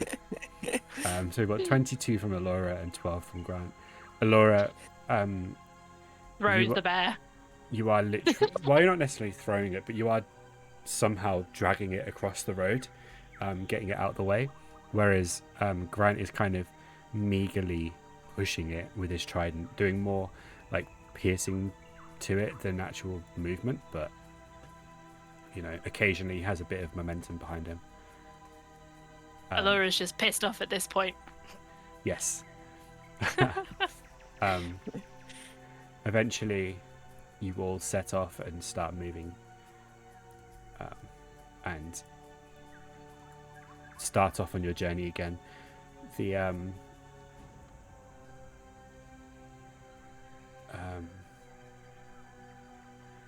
and all of you begin to notice, except for Alura, you all begin to notice that the weird veiny root look underneath her fingernails and has spread to her teeth. And now her teeth, instead of being white, are now just not covered, but at least every single tooth that she's got in her mouth is kind of veined by the red, the deep red, or the dark brown, or the black root-like effect. It's unsettling. Lovely. So you don't know this yet, though, I guess. No. Unless anyone points it out. Well, I'd like to think that Tulip would be like, just like looking around, make sure no one sees, and just be like the little like finger on the teeth kind of thing, like you've eaten something or you got dirty teeth, clean them. But you might not think much of that. No.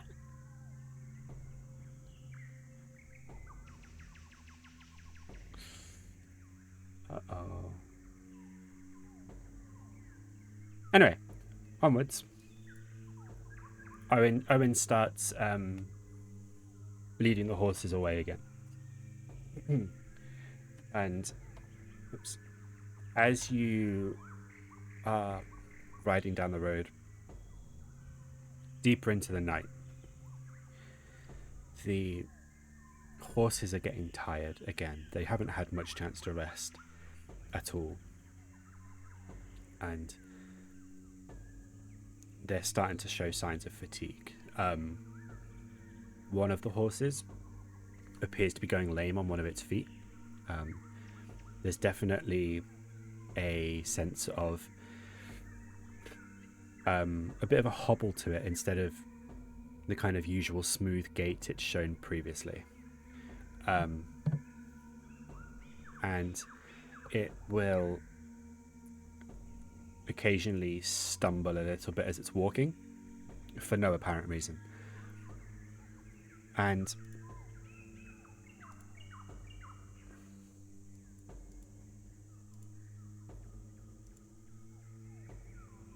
eventually, deep into the forest, Owen pulls to a stop. The horses need a rest. We all need a rest. We should set up camp and surround ourselves with fire to try and keep it away.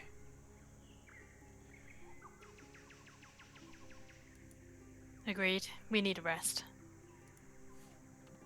Yeah, but how far do you think we are from the city? We're still days away. Oh, Getting turned around wasn't too bad. It didn't take us too far out of our way, but we lost a day's travel at least. Half day there, half a day back.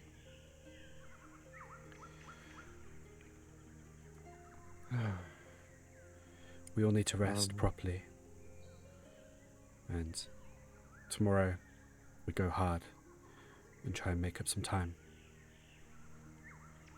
What say you? Group decision. yeah. I think we need to rest. Looks like Grant's a bit sleepy over there.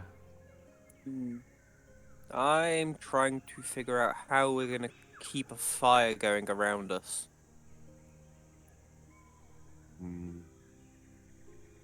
Does Just put loads of wood. anyone... Well, the thing is, does anyone have anything that we can actually light that will hopefully stay alight? Just to triple check, none of the traders have, like, anything flammable, do they? It's all just tat, basically. They're very much in the trade of knickknacks and not knickknacks necessarily, but they're not kind of selling anything Nothing practical. useful. Yeah, exactly. Nothing useful. It's all kind of stuff rich people buy just for the sake of buying, you know? I would love it for, like, Alura to be asking the traders that, and Grant just hears, and he's like, yes, we shall burn the traders at night. They've been dead weight to us.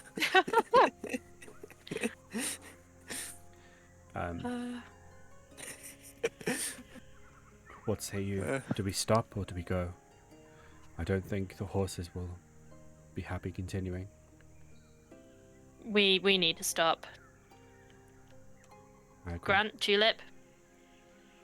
Agreed. I guess so. Um, Can we get some wood from somewhere? Like, is it like any like non-fungusy trees around, or not trees? I guess you can't really burn live wood, but on the floor?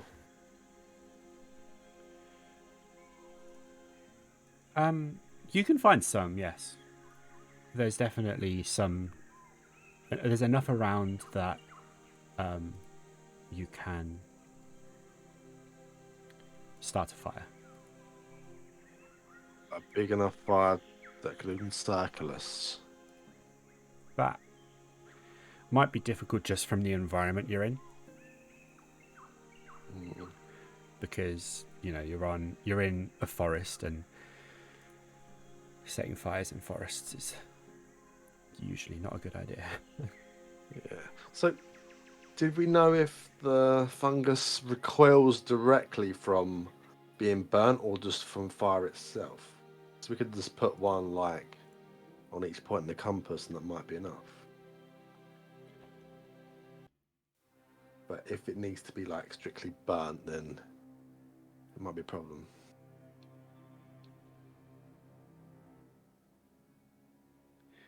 From what you've seen so far,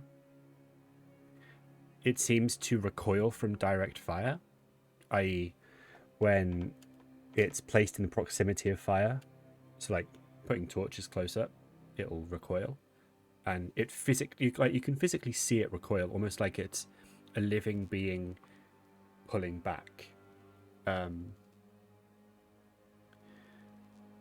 However, if you're not sure whether it kind of just has the illusion of a living creature recoiling, or whether it just kind of burns away and just has like an effect to it, you know? Okay.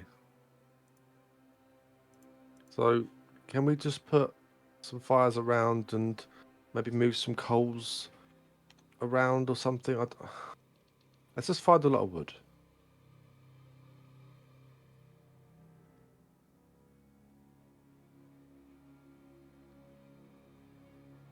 While the others are looking for wood, can I try and see if there's like anything going wrong with the horse in a lame foot?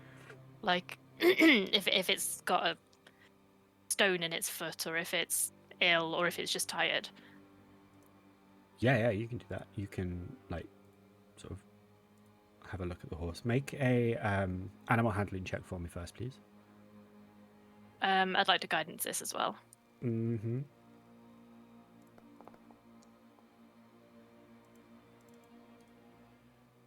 Oh, I keep forgetting that it doesn't actually roll anything. 21. You walk up to the horse that's lame, and just kind of calm it with some soothing words. And as you kind of go down for its foot, you can see that it's definitely laboring on it, even when they're standing still. It's kind of keeping its foot just off the floor, doesn't want to put any pressure on it. And as you look closer, you can see that it's got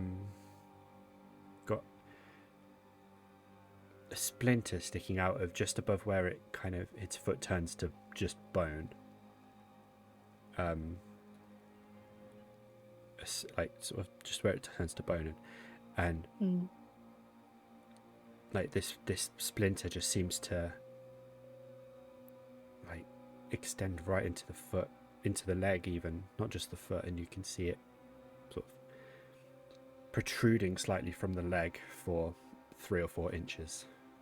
Ew. Okay, I want to try and take it out and cure wounds on the horse. Okay. Roll a medicine check for me. Low DC medicine check with advantage because this is your forte. Okie dokie. I'm going to guidance this as well. Because why not? Mm-hmm.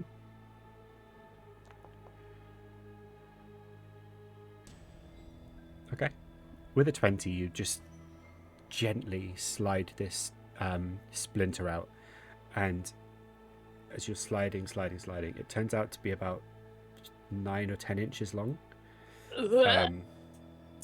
Jagged, all sorts, and there's almost an immediate sense of relief from the horse. Mm-hmm. And you struggle a little bit because you have to you can't use the tips of your fingers. You have to kind of use almost like the knuckle of your thumb touching the knuckle of your finger and kind of pull it out that way. Mm-hmm. And so it makes it a bit more difficult, but you manage it. And the horse kind of clearly is relieving, his tension has been relieved because the source of the pain has been removed. Mm-hmm. With and then Mm-hmm. I'm gonna 1d8 and spellcasting. So +5. No, it's just +3 because it's just Oh, okay. ability modifier is your wisdom. Gotcha. So 6. Yeah. So if that makes any difference to the horse. You release your cure wounds into the horse, and the wound heals over immediately. The horse pops its foot back down on the floor, like comfortably, Mm-hmm. and manages, and like you can see it's already standing prouder, standing more comfortably, not as agitated, and seems to be better off. Good.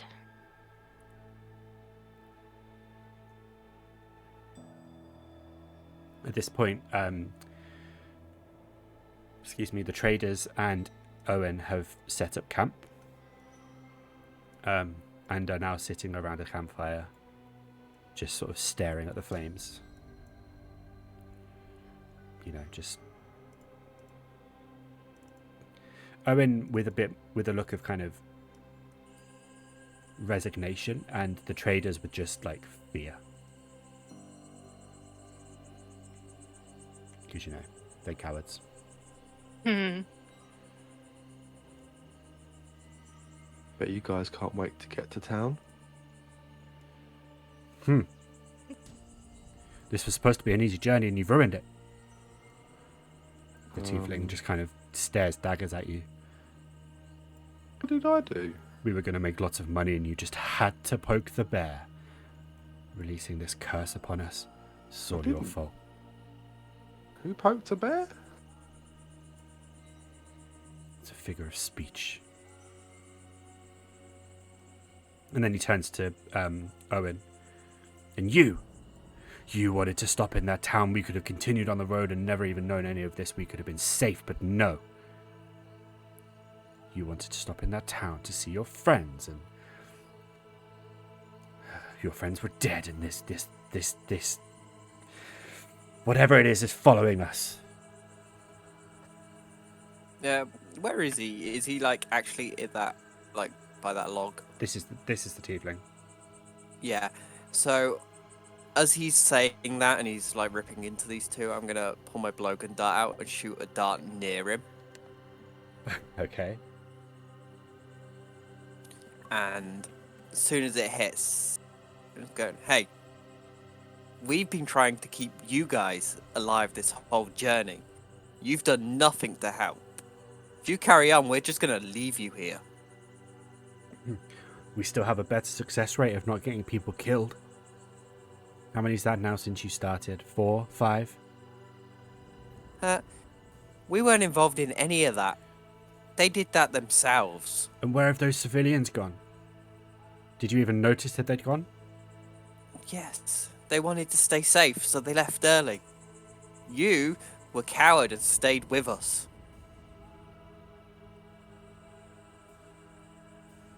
He's staring daggers at you. His eyes don't leave you, even though you're fully aware that you could probably, take him with your eyes closed. He just stares. Yeah, I'm just staring back like not showing really any emotion, just kind of blank face stone, just literally stone, just staring back. Oh. Well, I'll guess you'll be going then.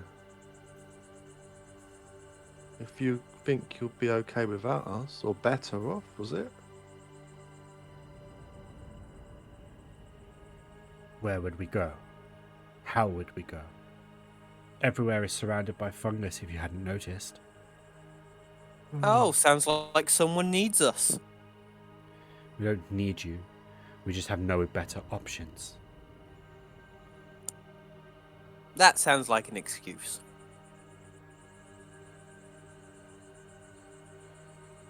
While they're all Look. arguing, Alura would like to send a message to Grant Mhm. with the secret speech thing, and just say, "Do you care if we get paid or not for this at this point? We could leave him behind."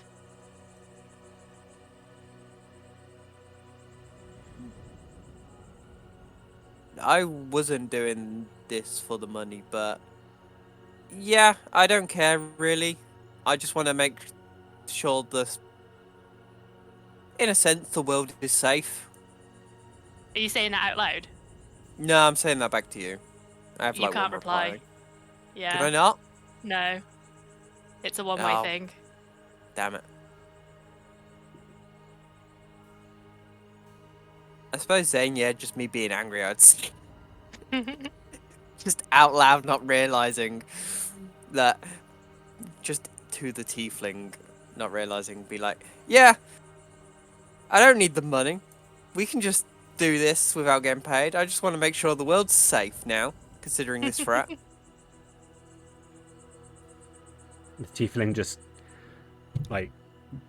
stares at you, confused, doesn't reply, just looks and just sort of, what are you talking about?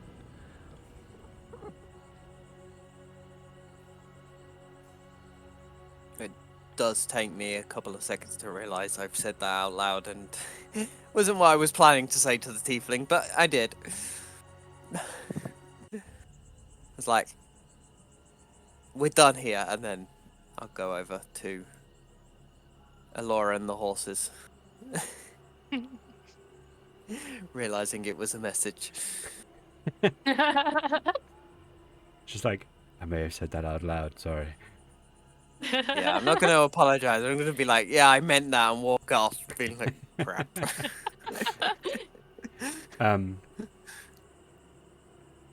Owen doesn't really respond. He does just keep staring at the fire.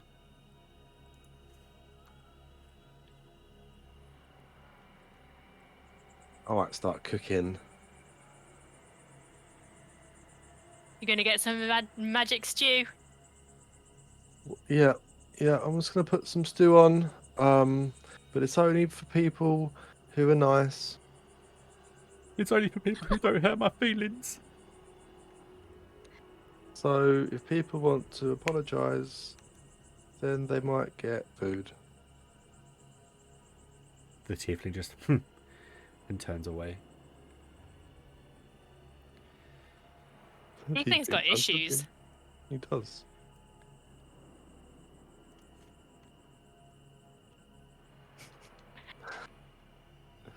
Nothing. Just doesn't respond. Well, looks like someone's going to be hungry. And I'll just continue cooking, and he literally won't get any. Unless he apologises to us. Okay. The night wears on. The tiefling does not apologise and therefore does not get stew. The horses settle down for sleep. Who's taking watch first? I think I'd take the first watch to make sure the tiefling didn't try to steal any stew. Okay. In that case, as the tiefling settles down, he stays close to the fire, having seen its effect, but moves over to his buddy. They both kind of settle down and fall asleep. Make a perception check, Tulip. Yeah. Could we say that, like, while cooking and stuff, we could have taken a short rest? Why? Just 'cause I probably would have wanted to get some hit die before we go to bed, just in case we didn't get a chance to rest tonight. But up to you. Hmm. Would be an hour though, so it's up to you. I mean, you can do. How long we been here though? You could have been here a couple of hours by now if you wanted to. I don't know. Just would we have taken a short rest in that time? I mean, if you were focusing on just making food, assumingly you're watching it, which not doing much else. Yeah. I guess so. You can take a short rest as followed immediately by a long rest. That makes total sense.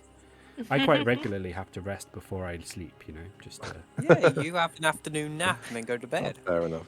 Okay. Yeah, don't even make that joke. I nap before I go to bed. Perception. we're getting old, Josh. I know. Tulip, that was a really nice stew. And it kind of lingers on the mind and lingers on the tongue. Which distracts you a little bit during your watch. Also, you're keeping a stern eye on the tiefling, whose name you definitely remember. And making sure that he's not sort of pulling a golem waiting to wake up to steal your food. Mm-hmm. So the surroundings don't matter. It's all about savouring the stew and making sure that bastard tiefling gets none.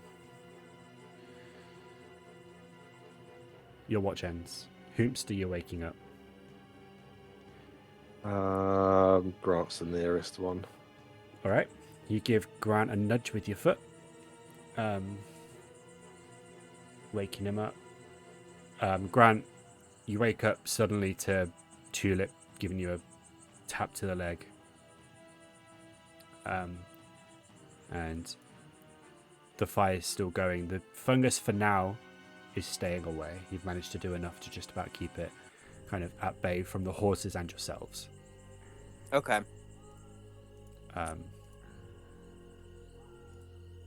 Just about. Well, for my watch, I guess, Mm-hmm.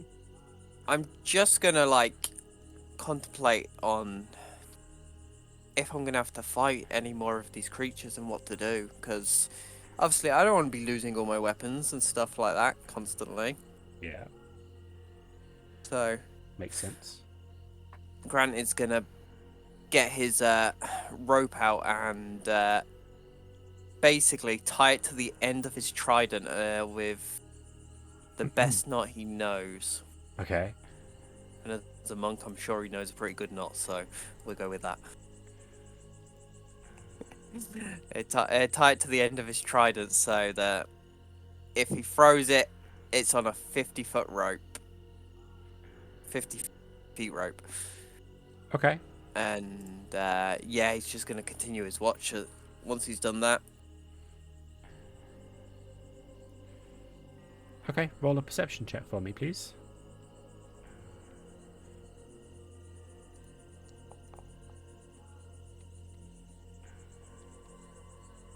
Four. Bloody hell.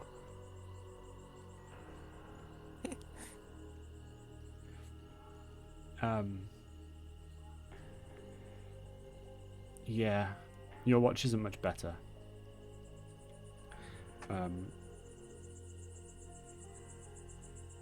You're not necessarily distracted, but you're just not on form today.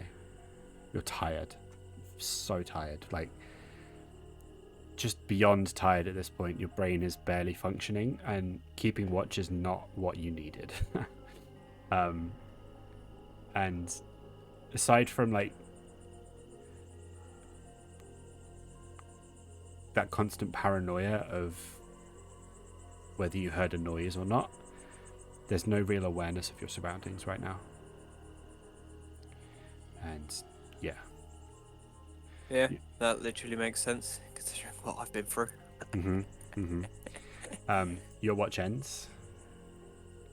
Yeah, I'll go over to Alura, give her a light nudge, Okay. make sure she wakes up, tell her that I saw nothing and that it seems okay, and then go back to bed. Cool. So, yeah, I'll take watch.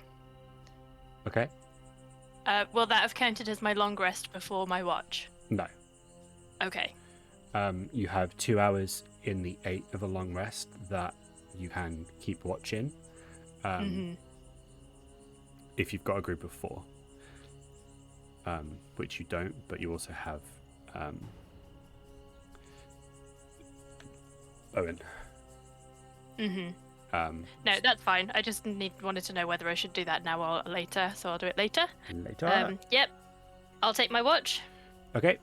Anything you want to do during your watch? She's probably going to check out her fingers just to see if it looks like they're getting worse under her gloves or if they look the same.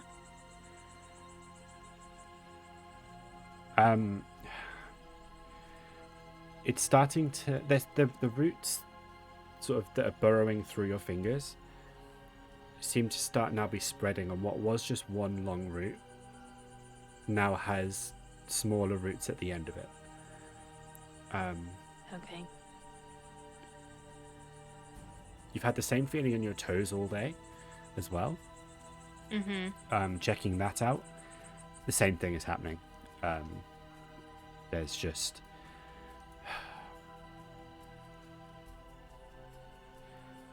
It's just spreading exponentially. Okay. That's pretty much all she wants to do. There's no point, like, dwelling on it or anything, so... Okay. I don't think anybody pointed out your teeth either. So, you currently have no idea. Tulip made some kind of comment, but she didn't really notice. I didn't make it obvious. I just thought you got dirty teeth, maybe, and that's it. Yeah. Okay. So yeah.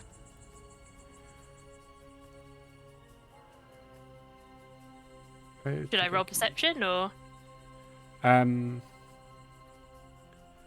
Yes, please. Sorry. See your own teeth. Oh, I thought you meant looking to look at your teeth. I'm like, I can't see my teeth, and I'm actually trying in real life.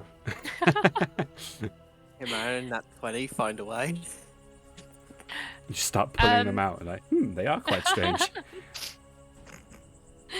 Can I guidance like a perception check like this? Because it's not just like 6 seconds, is it? It's like a longer term. Yeah.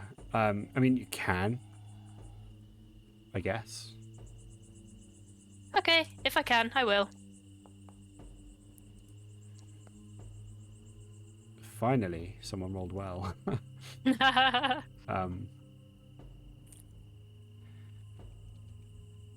The first while of your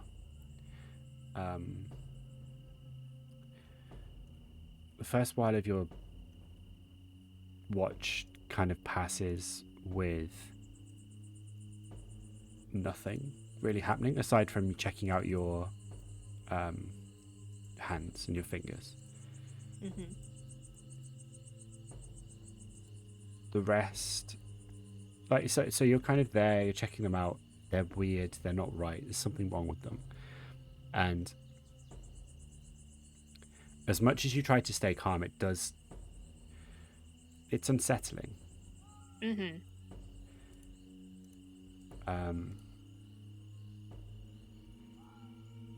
Stealing your resolve, you kind of try to put it out of your mind. And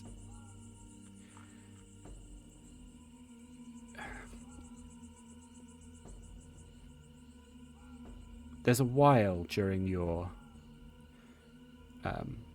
watch where it's so quiet where you're almost unsettled by this. It's unsettling just how quiet it is. Mm-hmm.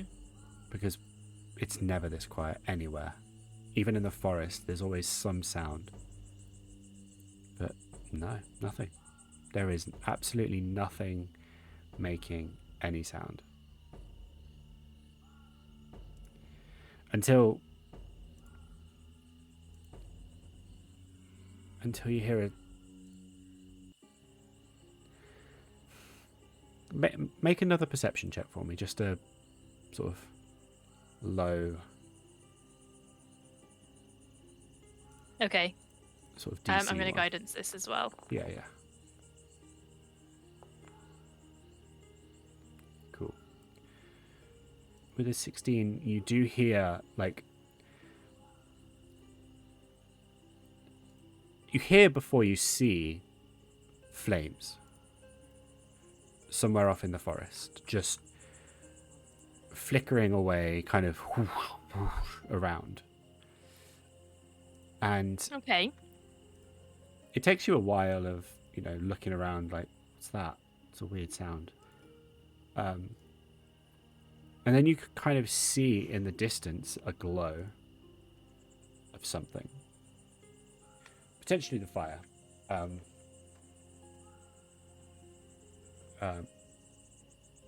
Off. So if you're sat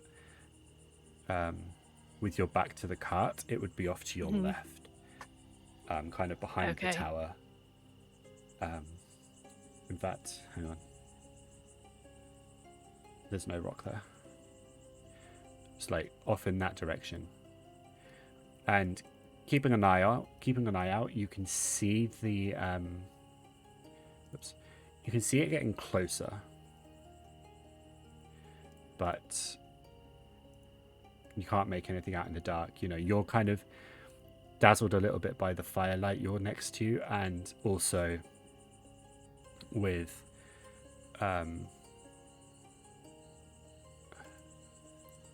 it just being a sort of flame in the distance, a flicker in the distance. It's difficult to make out any detail.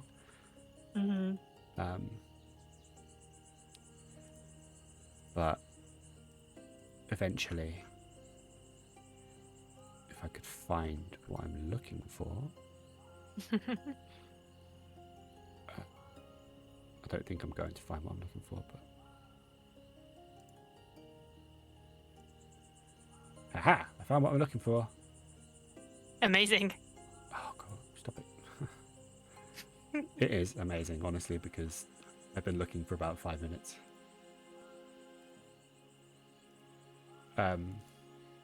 Stepping out of the dense forest and towards you,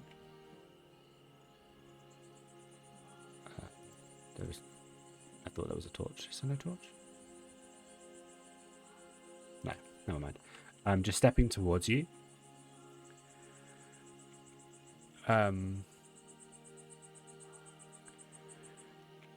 Is a creature none of you have seen before. A rarity due to essentially them being extinct at this point. Is about 7.5 feet tall. Like the torch that you saw is actually just a small mote of light that's following this person. But it's reflecting off their scales. You can see as they get closer to the campfire that they're bipedal, they're humanoid, but they're also fairly reptilian, and they've got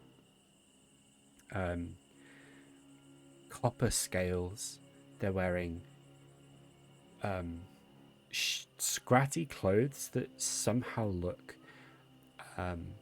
somehow still have a sort of edge of regality to them. This person is holding themselves with like an almost straight back, like perfect posture. This person has spent many a year in regal court, like, or in some kind of position of power. It steps up to you and joins you at the campfire, and kind of keeping a respectful distance. When with it bathed within full light, you can see that this creature is probably, you can't be 100% sure due to having never seen one before, but this creature is probably a dragonborn. And Holy shit. that's big,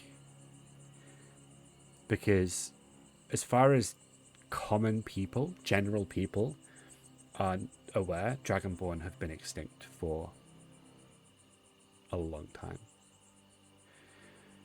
He steps up and, staring across the fire pit at you.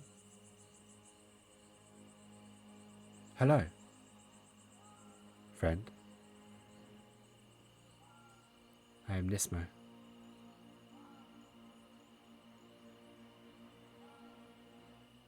Are you a friend?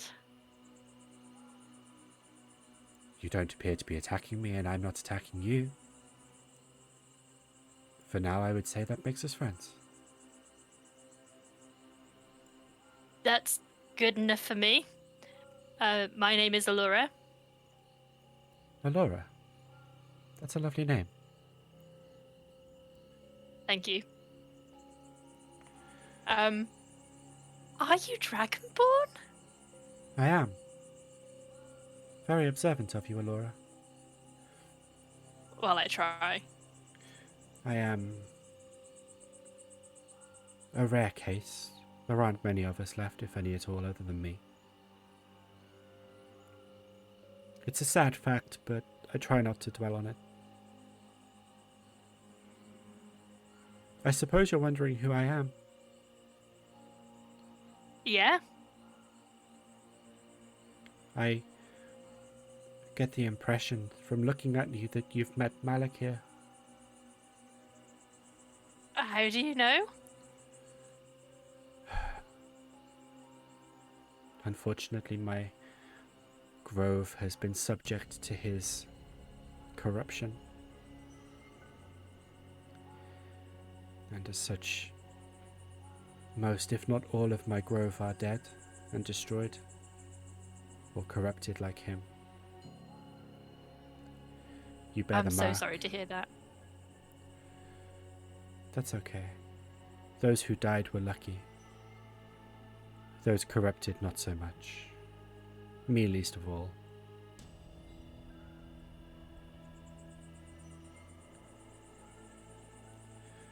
What do you know about Malakir? I've known Malakir all his life.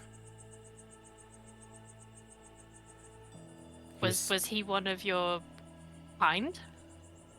No. But he was one of my grove, and that made him as much a family as my kin. He was such a sweet child and always eager to learn more. But ambition and power corrupted his brain, sent him searching for more.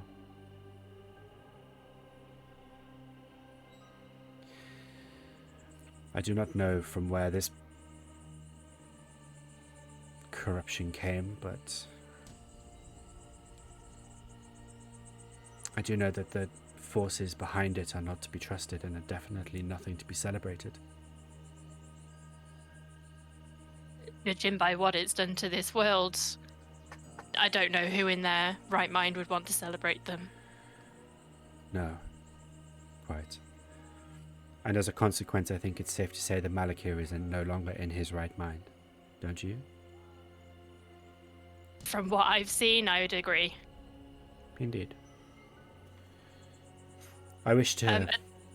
At this point, can I try and kick Grant awake? Like, subtly? Sure. Like how subtle?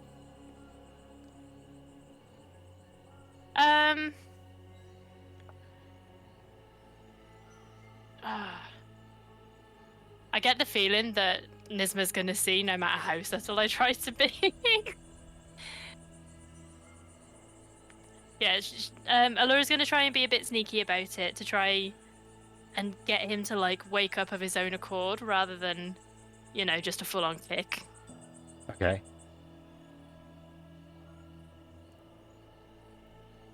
All right. Gentle nudges to try and wake up Grant. He seems to be very asleep.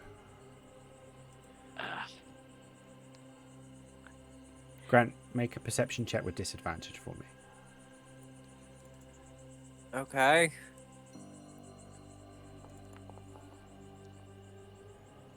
It's about right. Yeah, you're so asleep. God damn. I've been super exhausted for days. You I'm have. not waking up. Like this, it's gonna take more than a hurricane to wake you up at this point, it would seem. Okay, never mind. Do not fear, Alura. I do not mean you harm. Quite the opposite. I wish to help you. Oh, Right. that's such a relief. I am but one person, but I will do what I can. We'll appreciate anything that you can do. May I approach? Sure. He takes Alura's got nothing to lose at this point. 2 steps, and you don't hear the footsteps. Like, basically, he just dances over the ground towards you, and reaches out a hand, kind of offering a hand to you. Okay. Alura's gonna do the same. She's gonna put her hand out, but not specifically touch him. All right. She's gonna wait to see, like, if he'll grab her hand or not. Okay. He places, like, basically places the palm of his right hand over your hand, really gently, like, to the point where you can barely feel it even through the numbness. And he just softly says, "You're going to need all the faith you can muster, and it will hurt." And then starts muttering to himself, and you feel initially nothing. Mm-hmm.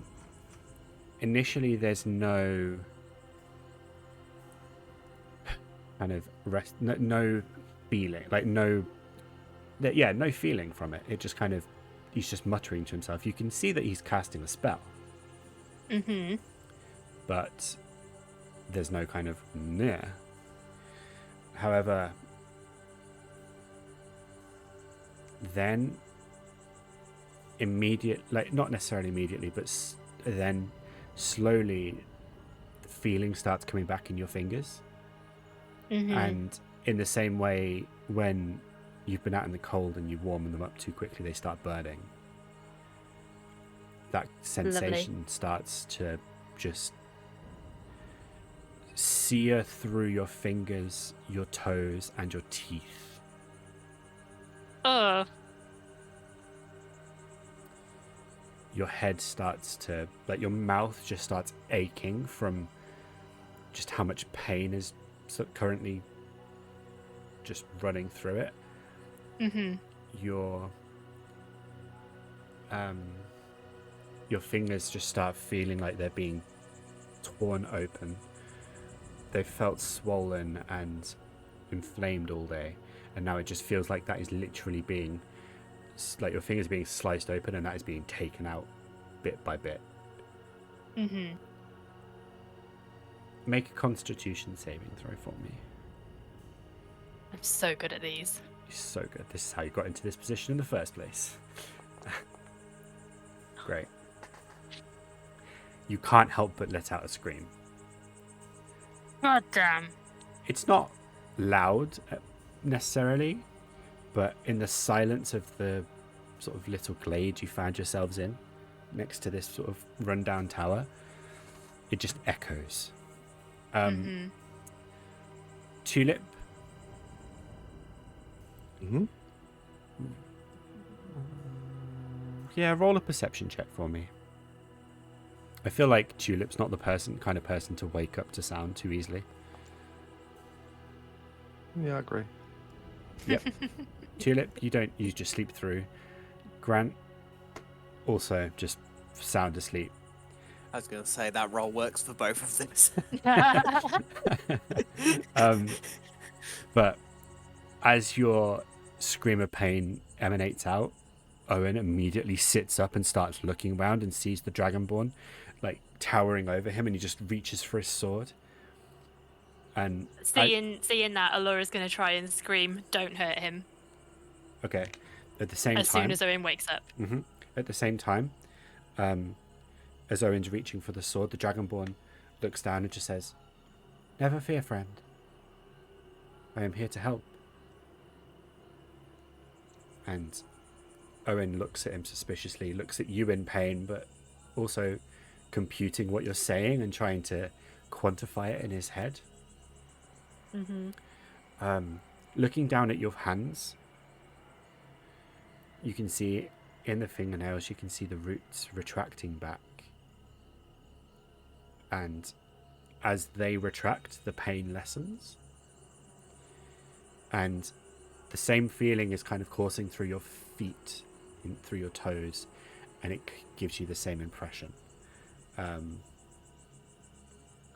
Again, same with your teeth. The pain lessens, and you kind of assume that the more it lessens, the more the root feeling is disappearing. And eventually, after about a minute, you start to feel better. You feel rejuvenated, almost. Like you didn't realize just how tired you were. And now you're just tired.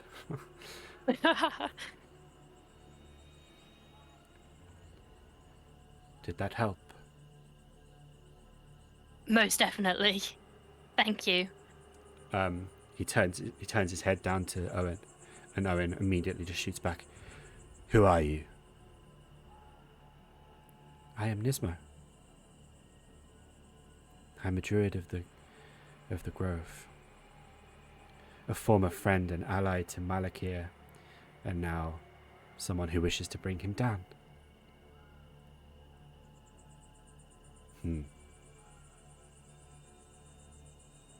Seems awfully convenient that you're here. Of course. I've been following you all day. I needed to see if you were going to be receptive to my entreaties for help. I'm glad that I judged you correctly.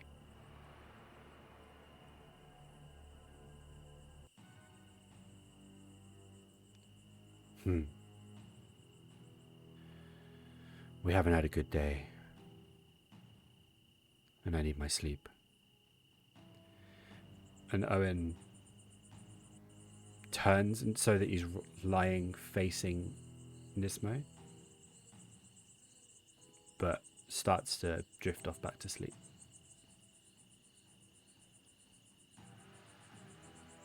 Alura,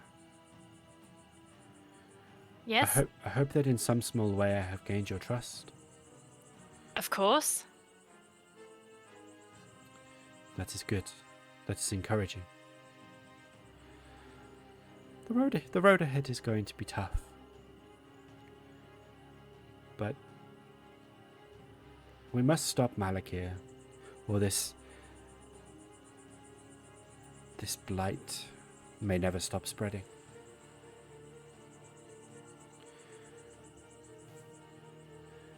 I agree.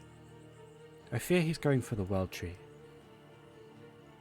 The World Tree. The World Tree. What would that benefit him? The world tree is old. If I'm not mistaken, it's the only one on this continent, and it is a source of power and a source of life. This infection, this fungus, this disease, whatever you wish to call it, it doesn't kill people if they're not already dead.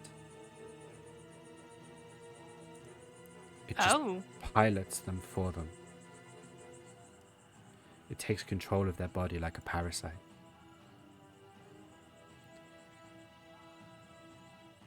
Is that what was going to happen to me? It would appear so, yes, but your faith was holding it off. Thank goodness. Indeed. You did well to last as long as you did. But I fear the longer it took to take you, the stronger it would be. And the more painful. I'm glad my plan worked. Yeah, me too. We can't let him get to the world tree. We can't let this thing spread to it. There's no telling what he could do if he made it. I wish I knew where his power came from. He was a lower member of our grove before this. And then one day he just turns up with power. With the power to just grow this thing, this stuff at will. And it spreads by itself. It's almost like it's its own living entity.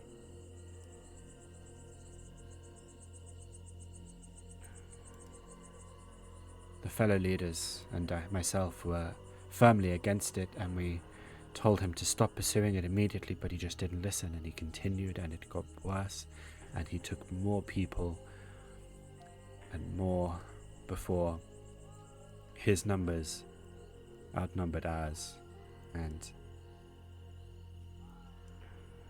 I don't know how many of us are left.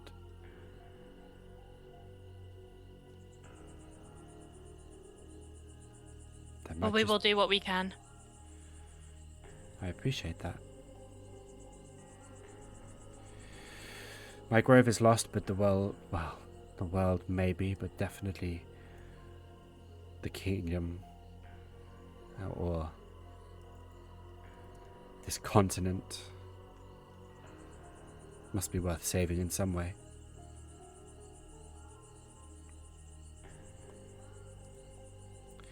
Do you have? So we must get to the world tree as soon as possible.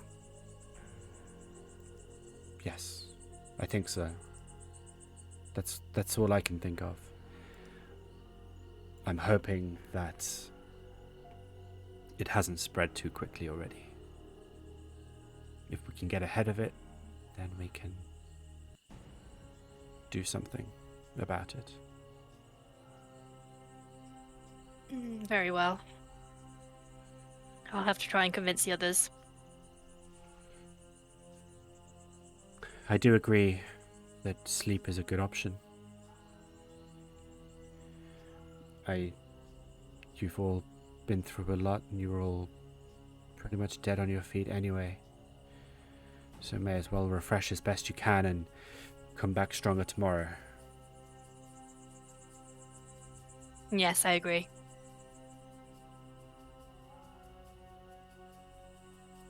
Will you be staying for a while? I'll be back before you leave.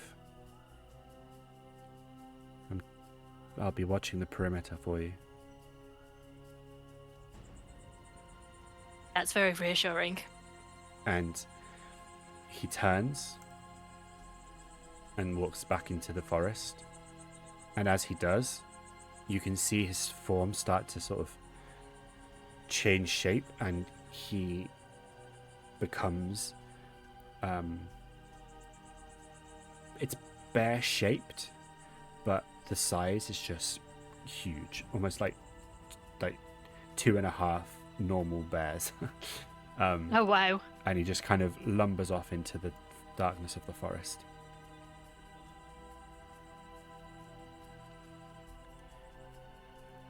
Well, You say quietly to yourself. yeah. Oh, well, shit. She can say it as loud as she wants. We're all asleep. True. Well, hell.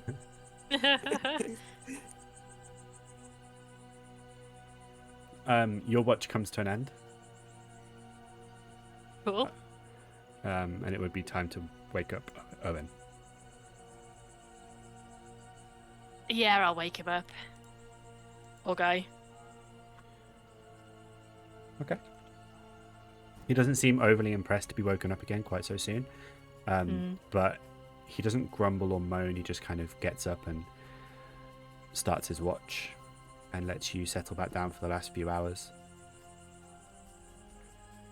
Cool. And as you drift back to sleep, your long rests are completed.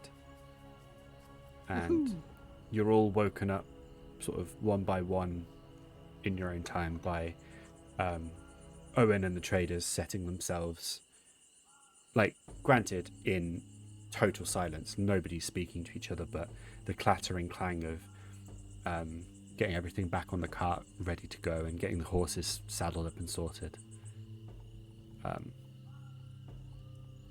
is enough to eventually wake you. Tulip, Oh, yeah? it's quite a nice morning despite the fungus surrounding you. As you're kind of getting yourself up and ready, having some breakfast, you check down on with your plant to see how it's getting on. Mm-hmm. And at some point overnight, it appears to have just completely withered to nothing but a sort of dried out stem. Oh, that's disappointing. Expected more of a reaction from Tulip for that. No, I think that's pretty on brand. I guess I'd just probably just take it out and just put it on the floor, Okay. and then probably leave the dirt in my pocket in case I can find another one. All right. Make a Constitution saving throw for me. Okay. God, you're going to end up with an affected plant in your pocket at some point. I've just realised.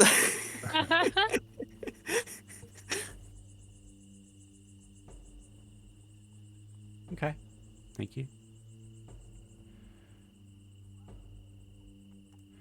Carry on.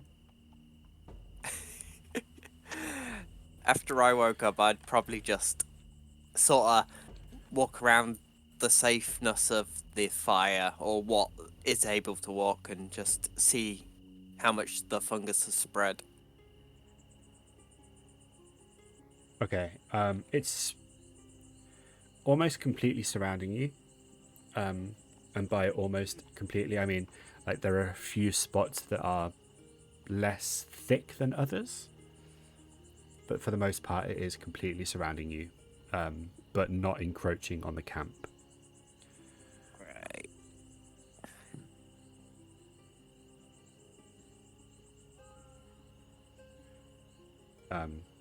Owen and the traders sort of get themselves set and ready up on the cart.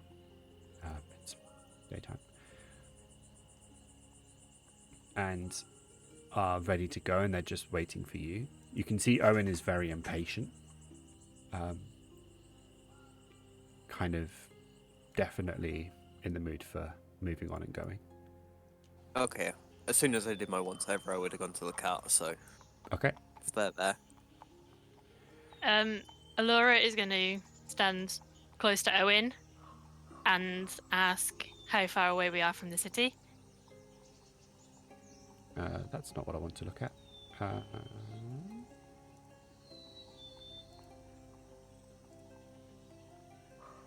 From the city?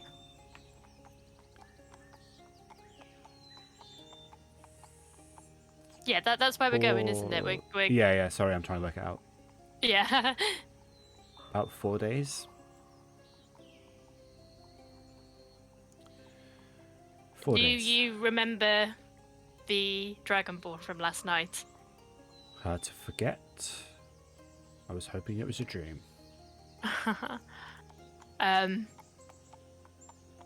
He suspects that Malakia is going to try and corrupt the World Tree.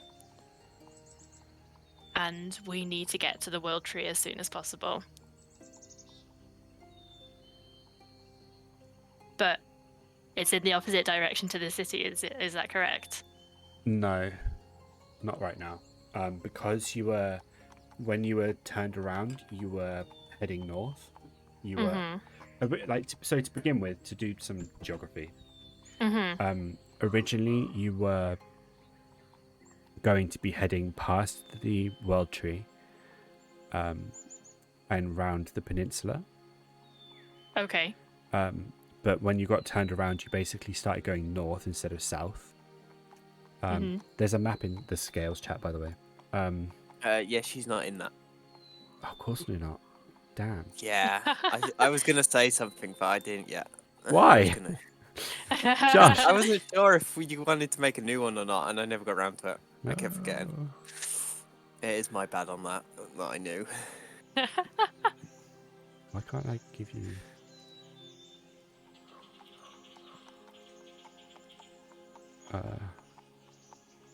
It's fine. So we should have the player scales chat now.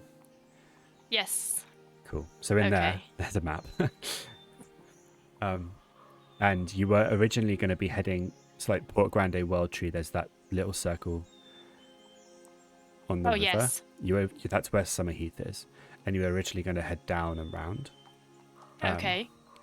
But instead, you kind of made it to where that tree is next to the World Tree, then started heading north, and you're back round. So you're about... You're close, but kind of not sure how close or how far from the World Tree right now. Okay. Well, either way, I'm gonna tell Owen that we need to try and get to the World Tree as soon as possible.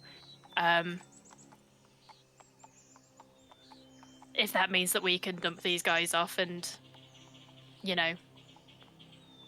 potentially head back out if Owen comes with us. But Okay.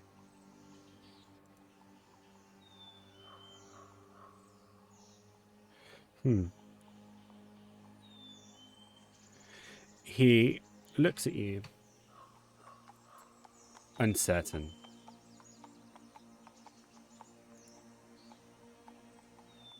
What are you saying? We go to the city, dump them, and come back? Or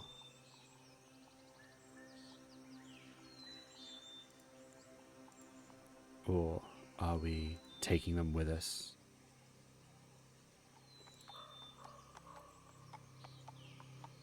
they're just gonna be cannon fodder if we take them with us.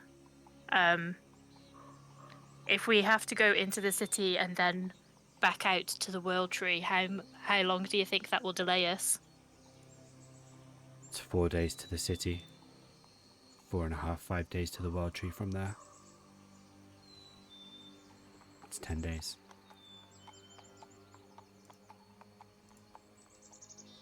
He means that as in like not in a straight line, but like not coming back on ourselves, right? So if you were going to the World Tree from where you are now, Yes. if you were going directly there, you're looking at sometime within a day, right? Oh, okay. But if you're going to Port Grande to drop the traders off and then turning around to come back to the World Tree, you're looking at like 4 days. I to the see, Port 4 days Grande. there and then 4 days back. Yeah, 4.5 days back, you know. So it could be up to 9 days.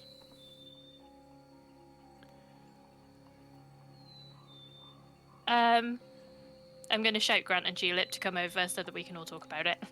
Mm-hmm. Yeah. Well, I'll move up to the top of the cart then, where I can talk to them both. So,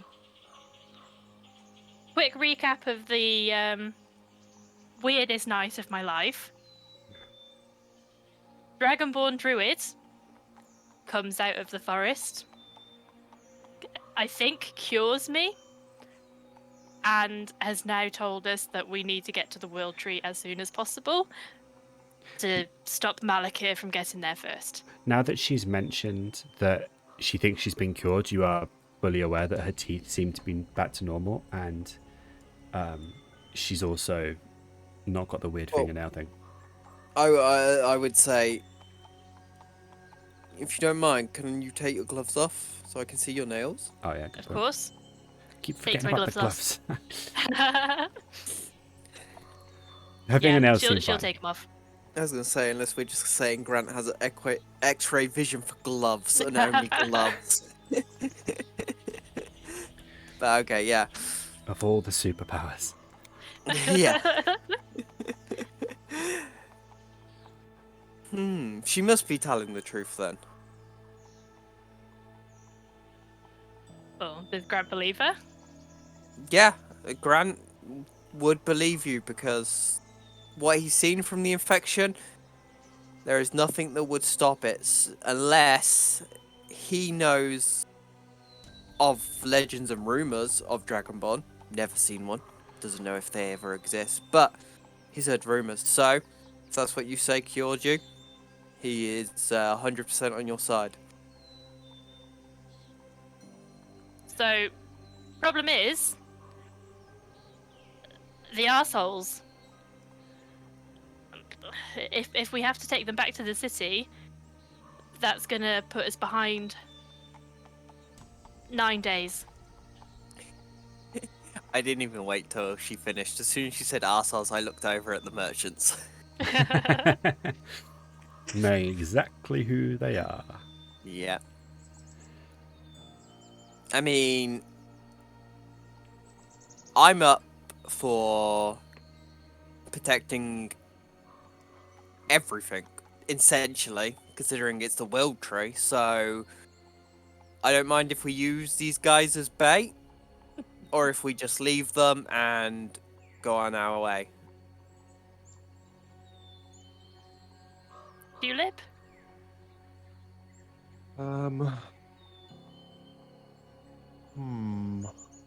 They were a bit rude last night. But then, do we just? I mean, is it fair for us to grab Owen as well? You know, should he have to come with us? It's absolutely his choice. Ultimately, I think if we have to continue on foot and leave the cart, that's what we should do. Agreed. And I'm not suggesting that we necessarily just abandon these guys here. Again, if they don't want to come with us, they're more than welcome to leave. But my main concern is if Owen does come with us with the cart, obviously they're then on foot, defenseless, which would be their choice.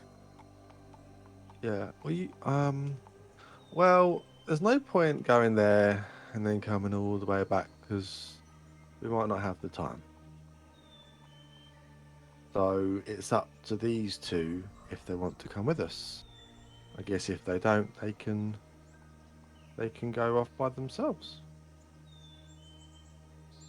Excellent. Just checking we're all on the same page.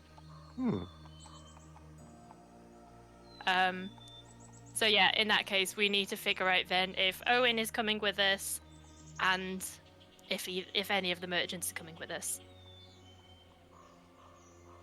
The merchants have been kind of trying to listen in on you the whole time. Yeah.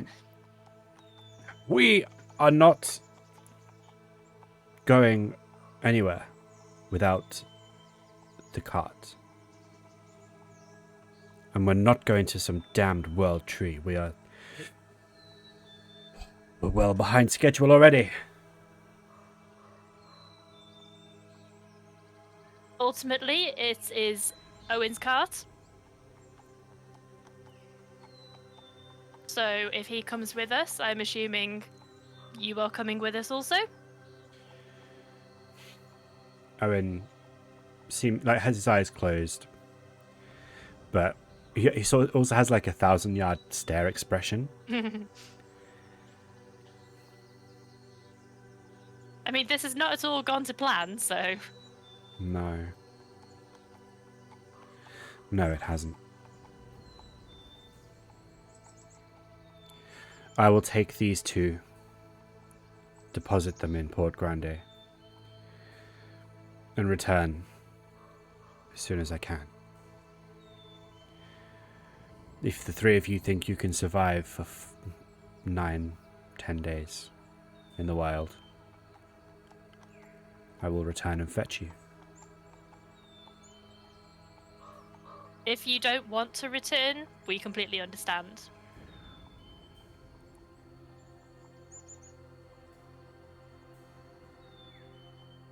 We'll see.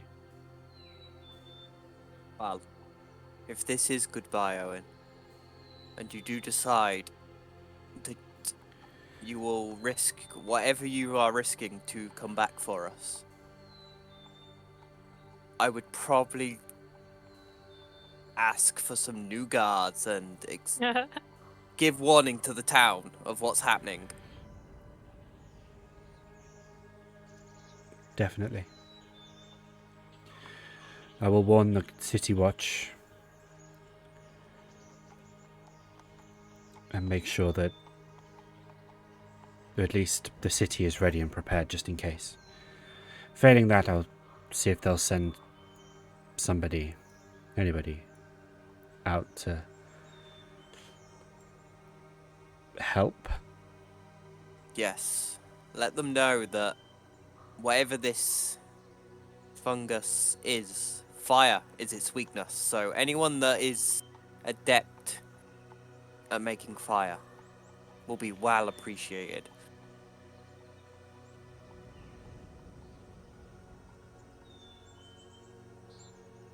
Very well. Good luck. Same to you. And We'll get off then. he kind of kicks the horses into gear and they just start trotting away.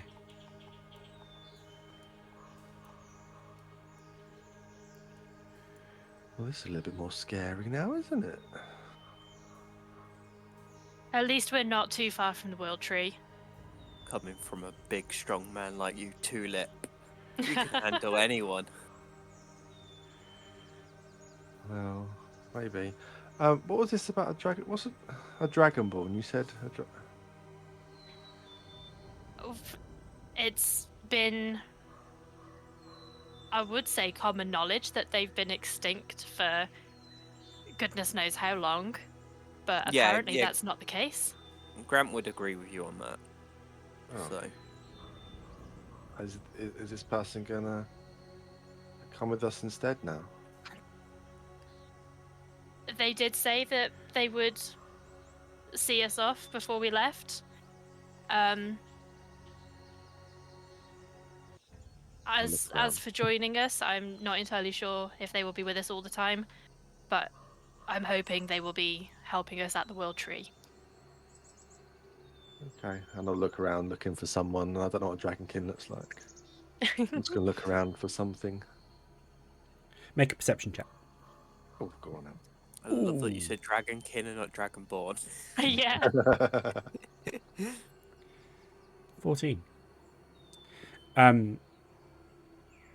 You're looking around, looking for, a dragon-shaped human or a human-shaped dragon. Because that's kind of how you've heard them described vaguely, maybe. Nothing like that catches your eye, but on the wall of the sort of tumbled down tower, you just see a bird, like a sort of starling, essentially, that's kind of got a copper glint to it. That's just, there, watching in your general direction. It doesn't look like one of the ones that attacked us before. No. I can get some berries out of my bag and go over and try to feed the bird. Okay. As you walk over with the berries, it looks down at your hand, looks up at you, and takes a berry in its mouth and flies away.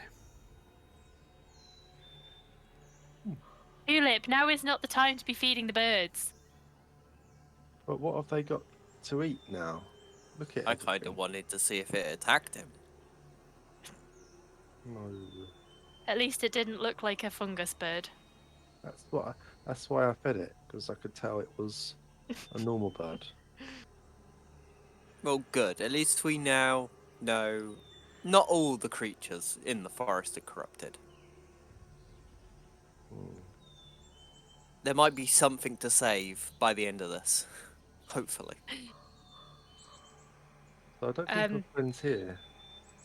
Alura's going to call out to see if Nisma's around. Is it Nisma or like Nisma with an E on the end? It's Nismo with an O. With an O. I was gonna say, I've been saying like gizmo, but instead of a G, it's an N. Nismo. Nismo, okay.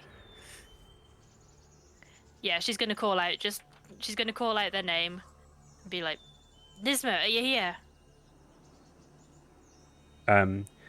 Make a perception check for me. Okie dokie. I'm going to guidance it too. Mm-hmm. Because, yeah. 15. As you call out for Nismo to kind of show himself, all you see kind of fluttering off in the distance is a sort of copper-streaked starling that's kind of flying around a bit erratically. Okay, and would I recognise it as the one that Tulip fed? Yes. Oh, okay. It's just a happy bird. Yeah, yeah, Alura wouldn't think anything of it. Okay. So I while guess they're he's not coming. well, we'll have to head off soon anyway. What I was gonna say is, does Grant, because Grant and Tulip knew where we were to the world tree in a sense, because they recognised it. Would we still know where we are towards, or the direction we would have to head?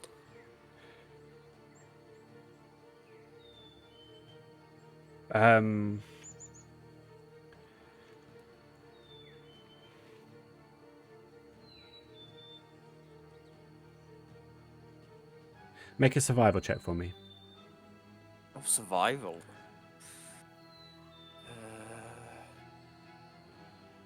Alright, guys, got +1. Nice. Wow. A massive 4. For the guy that is connected to the earth. Perfect. Yeah, you've got no idea. You're starting to regret a little bit not asking Owen which direction to walk in. Yeah, I was too confident in my own ability.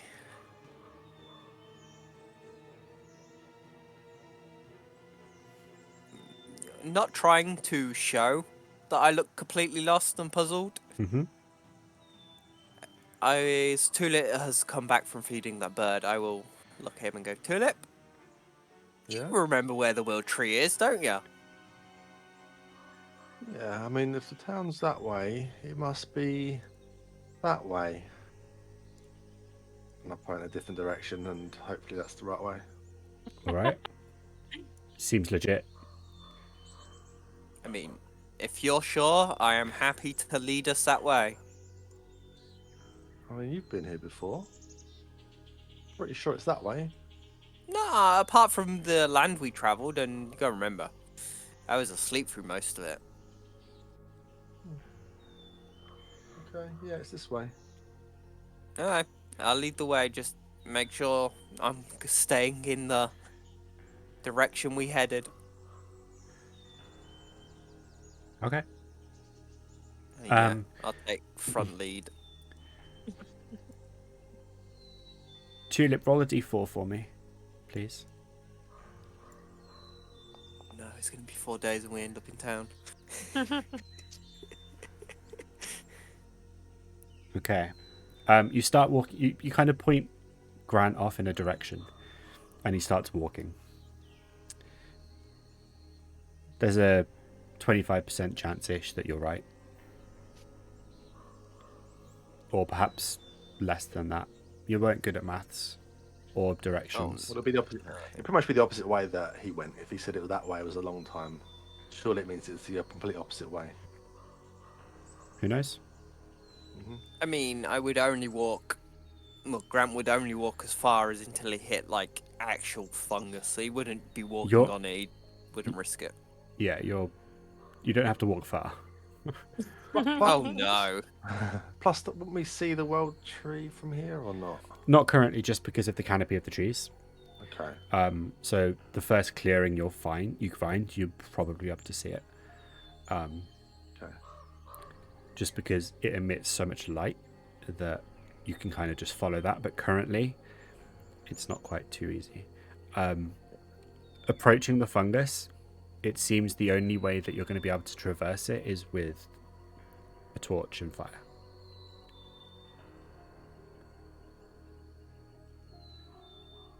So, because of my amazing survival check and Grant's amazing directions,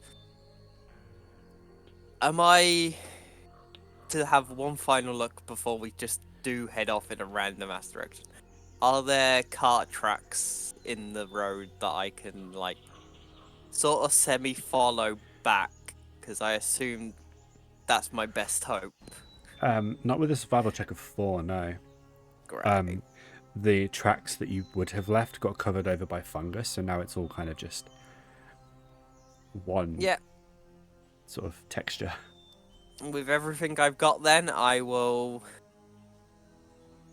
happily burn a torch to get rid of get rid of as much as fungus as I can get rid of as I'm walking forwards before I guess the torch goes out. Alright. How many torches do you all have left? Well, if we're not counting this one I've just used, I have 6. Mm-hmm. And they burn for an hour. 1 before, so I've got 9 left. Okay. I have 8. Alright, so that's the 23. So you have 23 hours worth of torches left. Okay. I mean, I would go until my torches run out and be like, are you sure we're going in the right direction, Grant? Tulip? His mind is affecting my mind. I mean, should be right, yeah. Are there any signs or clearings that I can kind of see? Roll another survival check for me. Laura, do you want to help? Am I right next to you? I mean, assuming you'd followed us, I didn't want to leave you at camp. Roll the dice, You would Josh. be able- Okay. Yeah, I'll guidance him. Nah, too late. You rolled. It's fine. You saved 17. your guidance. 17. You, during the course of this one torch, you're going in a vague direction that you think is the correct direction. And eventually you come to a clearing that gives you just enough of a view of the sky to see the distinctive branch pattern of the world tree letting off its sort of luminescent light. Is that a correct way of saying things? Luminescent light? I don't know. Yeah.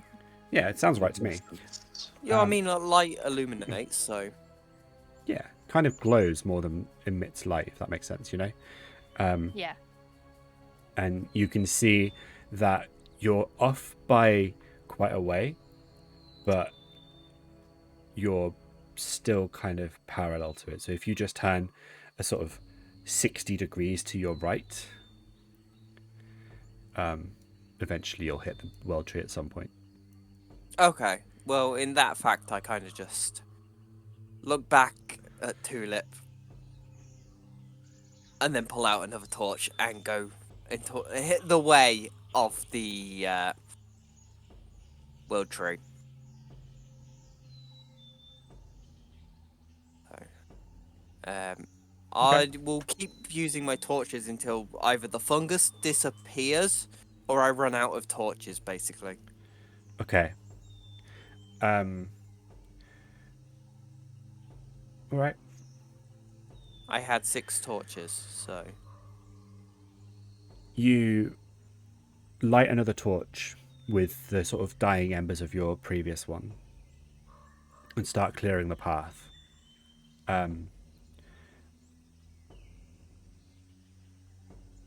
Alura, make a perception check for me.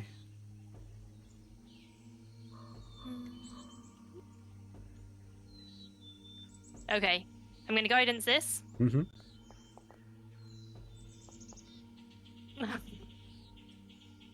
Great. That was productive. Yeah. Yeah, it's fine. Everything's fine. Love it.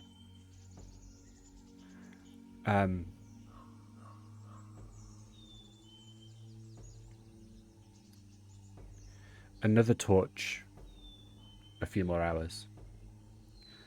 And eventually, the three of you become aware that you're being followed. Oh. And it becomes obvious when Tulip and Alura kind of looking off to the side.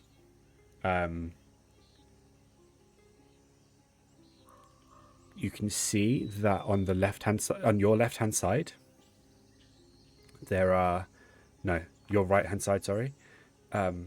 There's quite a big group of just something, just a mass of things, right? And then on your left, nothing. Behind you, it's kind of like that phenomenon where like you see one ant on a surface that you think there are no ants, and then suddenly there's ants everywhere. Oh no. Once you become aware that there's something there, all of a sudden there's just lots. Because once you know what you're looking for, you spot them easier. As I'm in front, burning the... Do I notice this, or do I have to wait at least a bit till Tulip and Alura? You don't notice what's behind you, but you notice what's in front of you. In front of your path is what looks to be a very obviously recently cut down tree blocking your path, and it extends for maybe 100 feet off in sort of from one end to the other, maybe directly in the middle of where you are now. Oh, okay. And you can see that just over the lip of this tree, there's something moving. Whether that's little creepy crawlies. Make a perception check, actually. I was going to say, this sounds like something I would immediately go into a defensive stance for, so if I see it... We'll let the dice decide. Oh, thank God. It showed a 1 for me. Oof. You kind of focus your eyes, and instead of creepy crawlies, you can see fingers just kind of scattered all along this tree, and they're just wriggling, ready, waiting. And then you look up, and you can see various types of monkeys kind of either dangling, hanging from the tree, or trees, plural, or kind of sat on branches staring down at the three of you. And the two of you behind notice that the groups behind you and to your right are just kind of ever growing, ever expanding. And again, above you, all sorts of creatures that would live in trees, be that birds, be that monkeys, be that just, general wildlife. All We walk through a thick of it. surrounding you. So to kind of visualize, right? So if Grant's here and the two of you are like this, maybe. Basically, you've got a tree like this, and then no, you stay there. That tree's moving. The tree moved. And then you're basically hemmed in like this. There are gaps. Honestly, that is exactly how I was imagining it. Yeah, right. So I was on that line, and yeah. There are gaps, right? Because it's not just one solid line of things, but Oh my god. They're not moving. They're not like approaching or getting close to you. We'll put you back there, just bothering me. But they are just all staring at you. I would, seeing this with how my perception was, immediately just call out to the others and be like, guys, be prepared to fight and not hold up my trident, because that's in my left hand at the moment. I would hold up the torch ready to attack with it, Mm-hmm. just in case something tried to jump at me as a reaction. Okay. And you're holding your ground. Yes, as I have literally just shouted, guys, get ready for a fight. Okay. Do they look like they're infected? Oh, yes. Oh god. Everything is just coated in fungus. The ground and the path that you've walked through is clear. But even as you're walking, 30 feet behind you, it's kind of just stitching itself back together. Roots are Really? That quick? Roots are emerging from the sort of gap that you create, and they're just kind of like intertwining, stitching, and it's just like amalgamating together. I mean, it's stopped now that you're stopped, but Even though I'm the only one with the torch, it's not gone any further than Alura or whoever's at last. yeah, it's not like approaching you, but it is. So basically, this line is like Yeah. currently. Okay, no, that's interesting to know, but okay.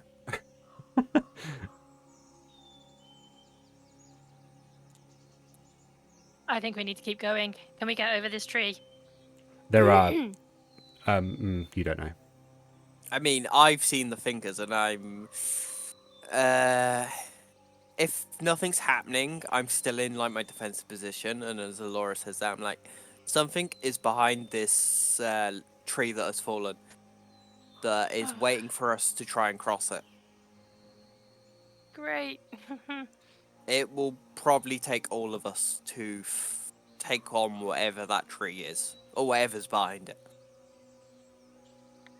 Why don't we just push the tree and squash the things? That's a you wanna- big tree, Tulip.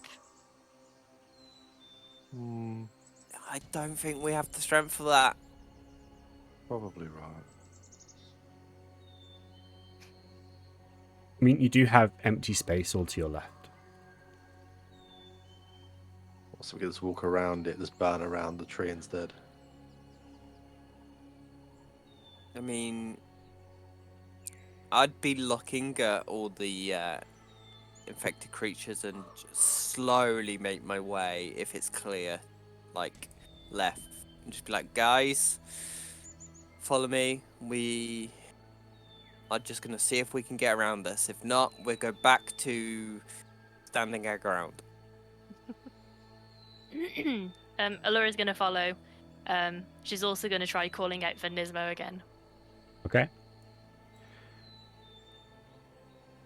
As you follow, so like as the three of you kind of move this way, the grouping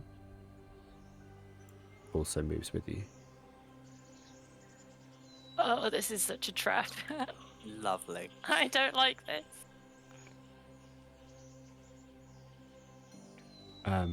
You call out for Nismo, and roll another perception check for me. Okay, I'm going to guidance this one as well. Mm-hmm. Wow. Jesus. Beautiful. Better than the last one. The other two have rolled so well.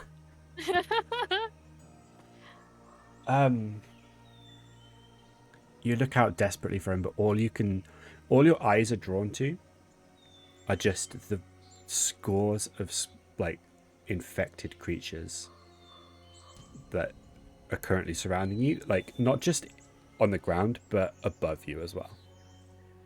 Yeah. Okay.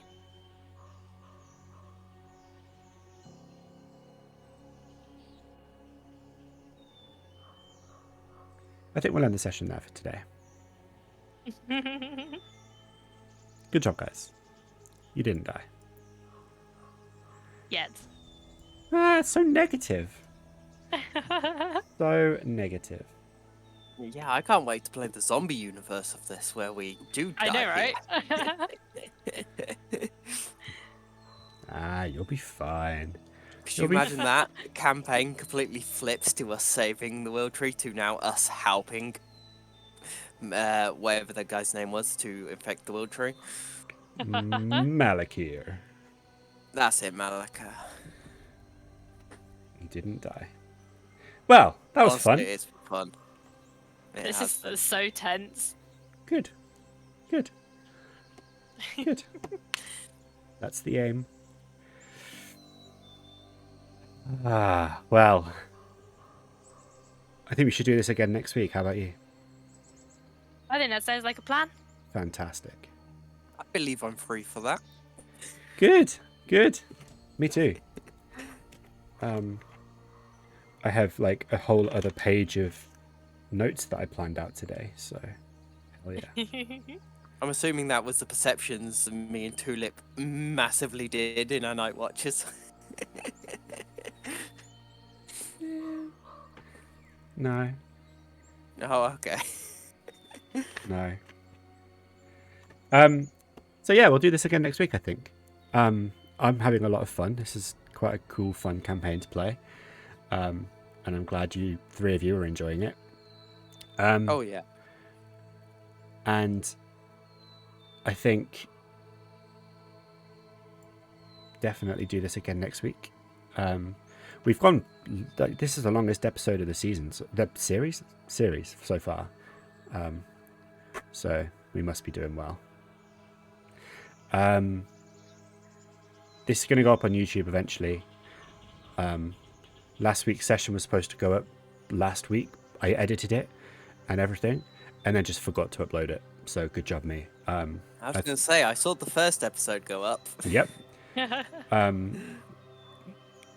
Last week's episode is uploaded, but whether it's ready to go or not, I'm not sure. I will have a look and see if it's sorted. If not, I'll do something. And yeah, that's all for today, everyone. Thank you for hanging out. We appreciate it. Thank you, everyone, for chatting. It's always nice to see people just talking. I like it. And oh god, I've got to see if there's anyone to raid. I'm so bad at this. Are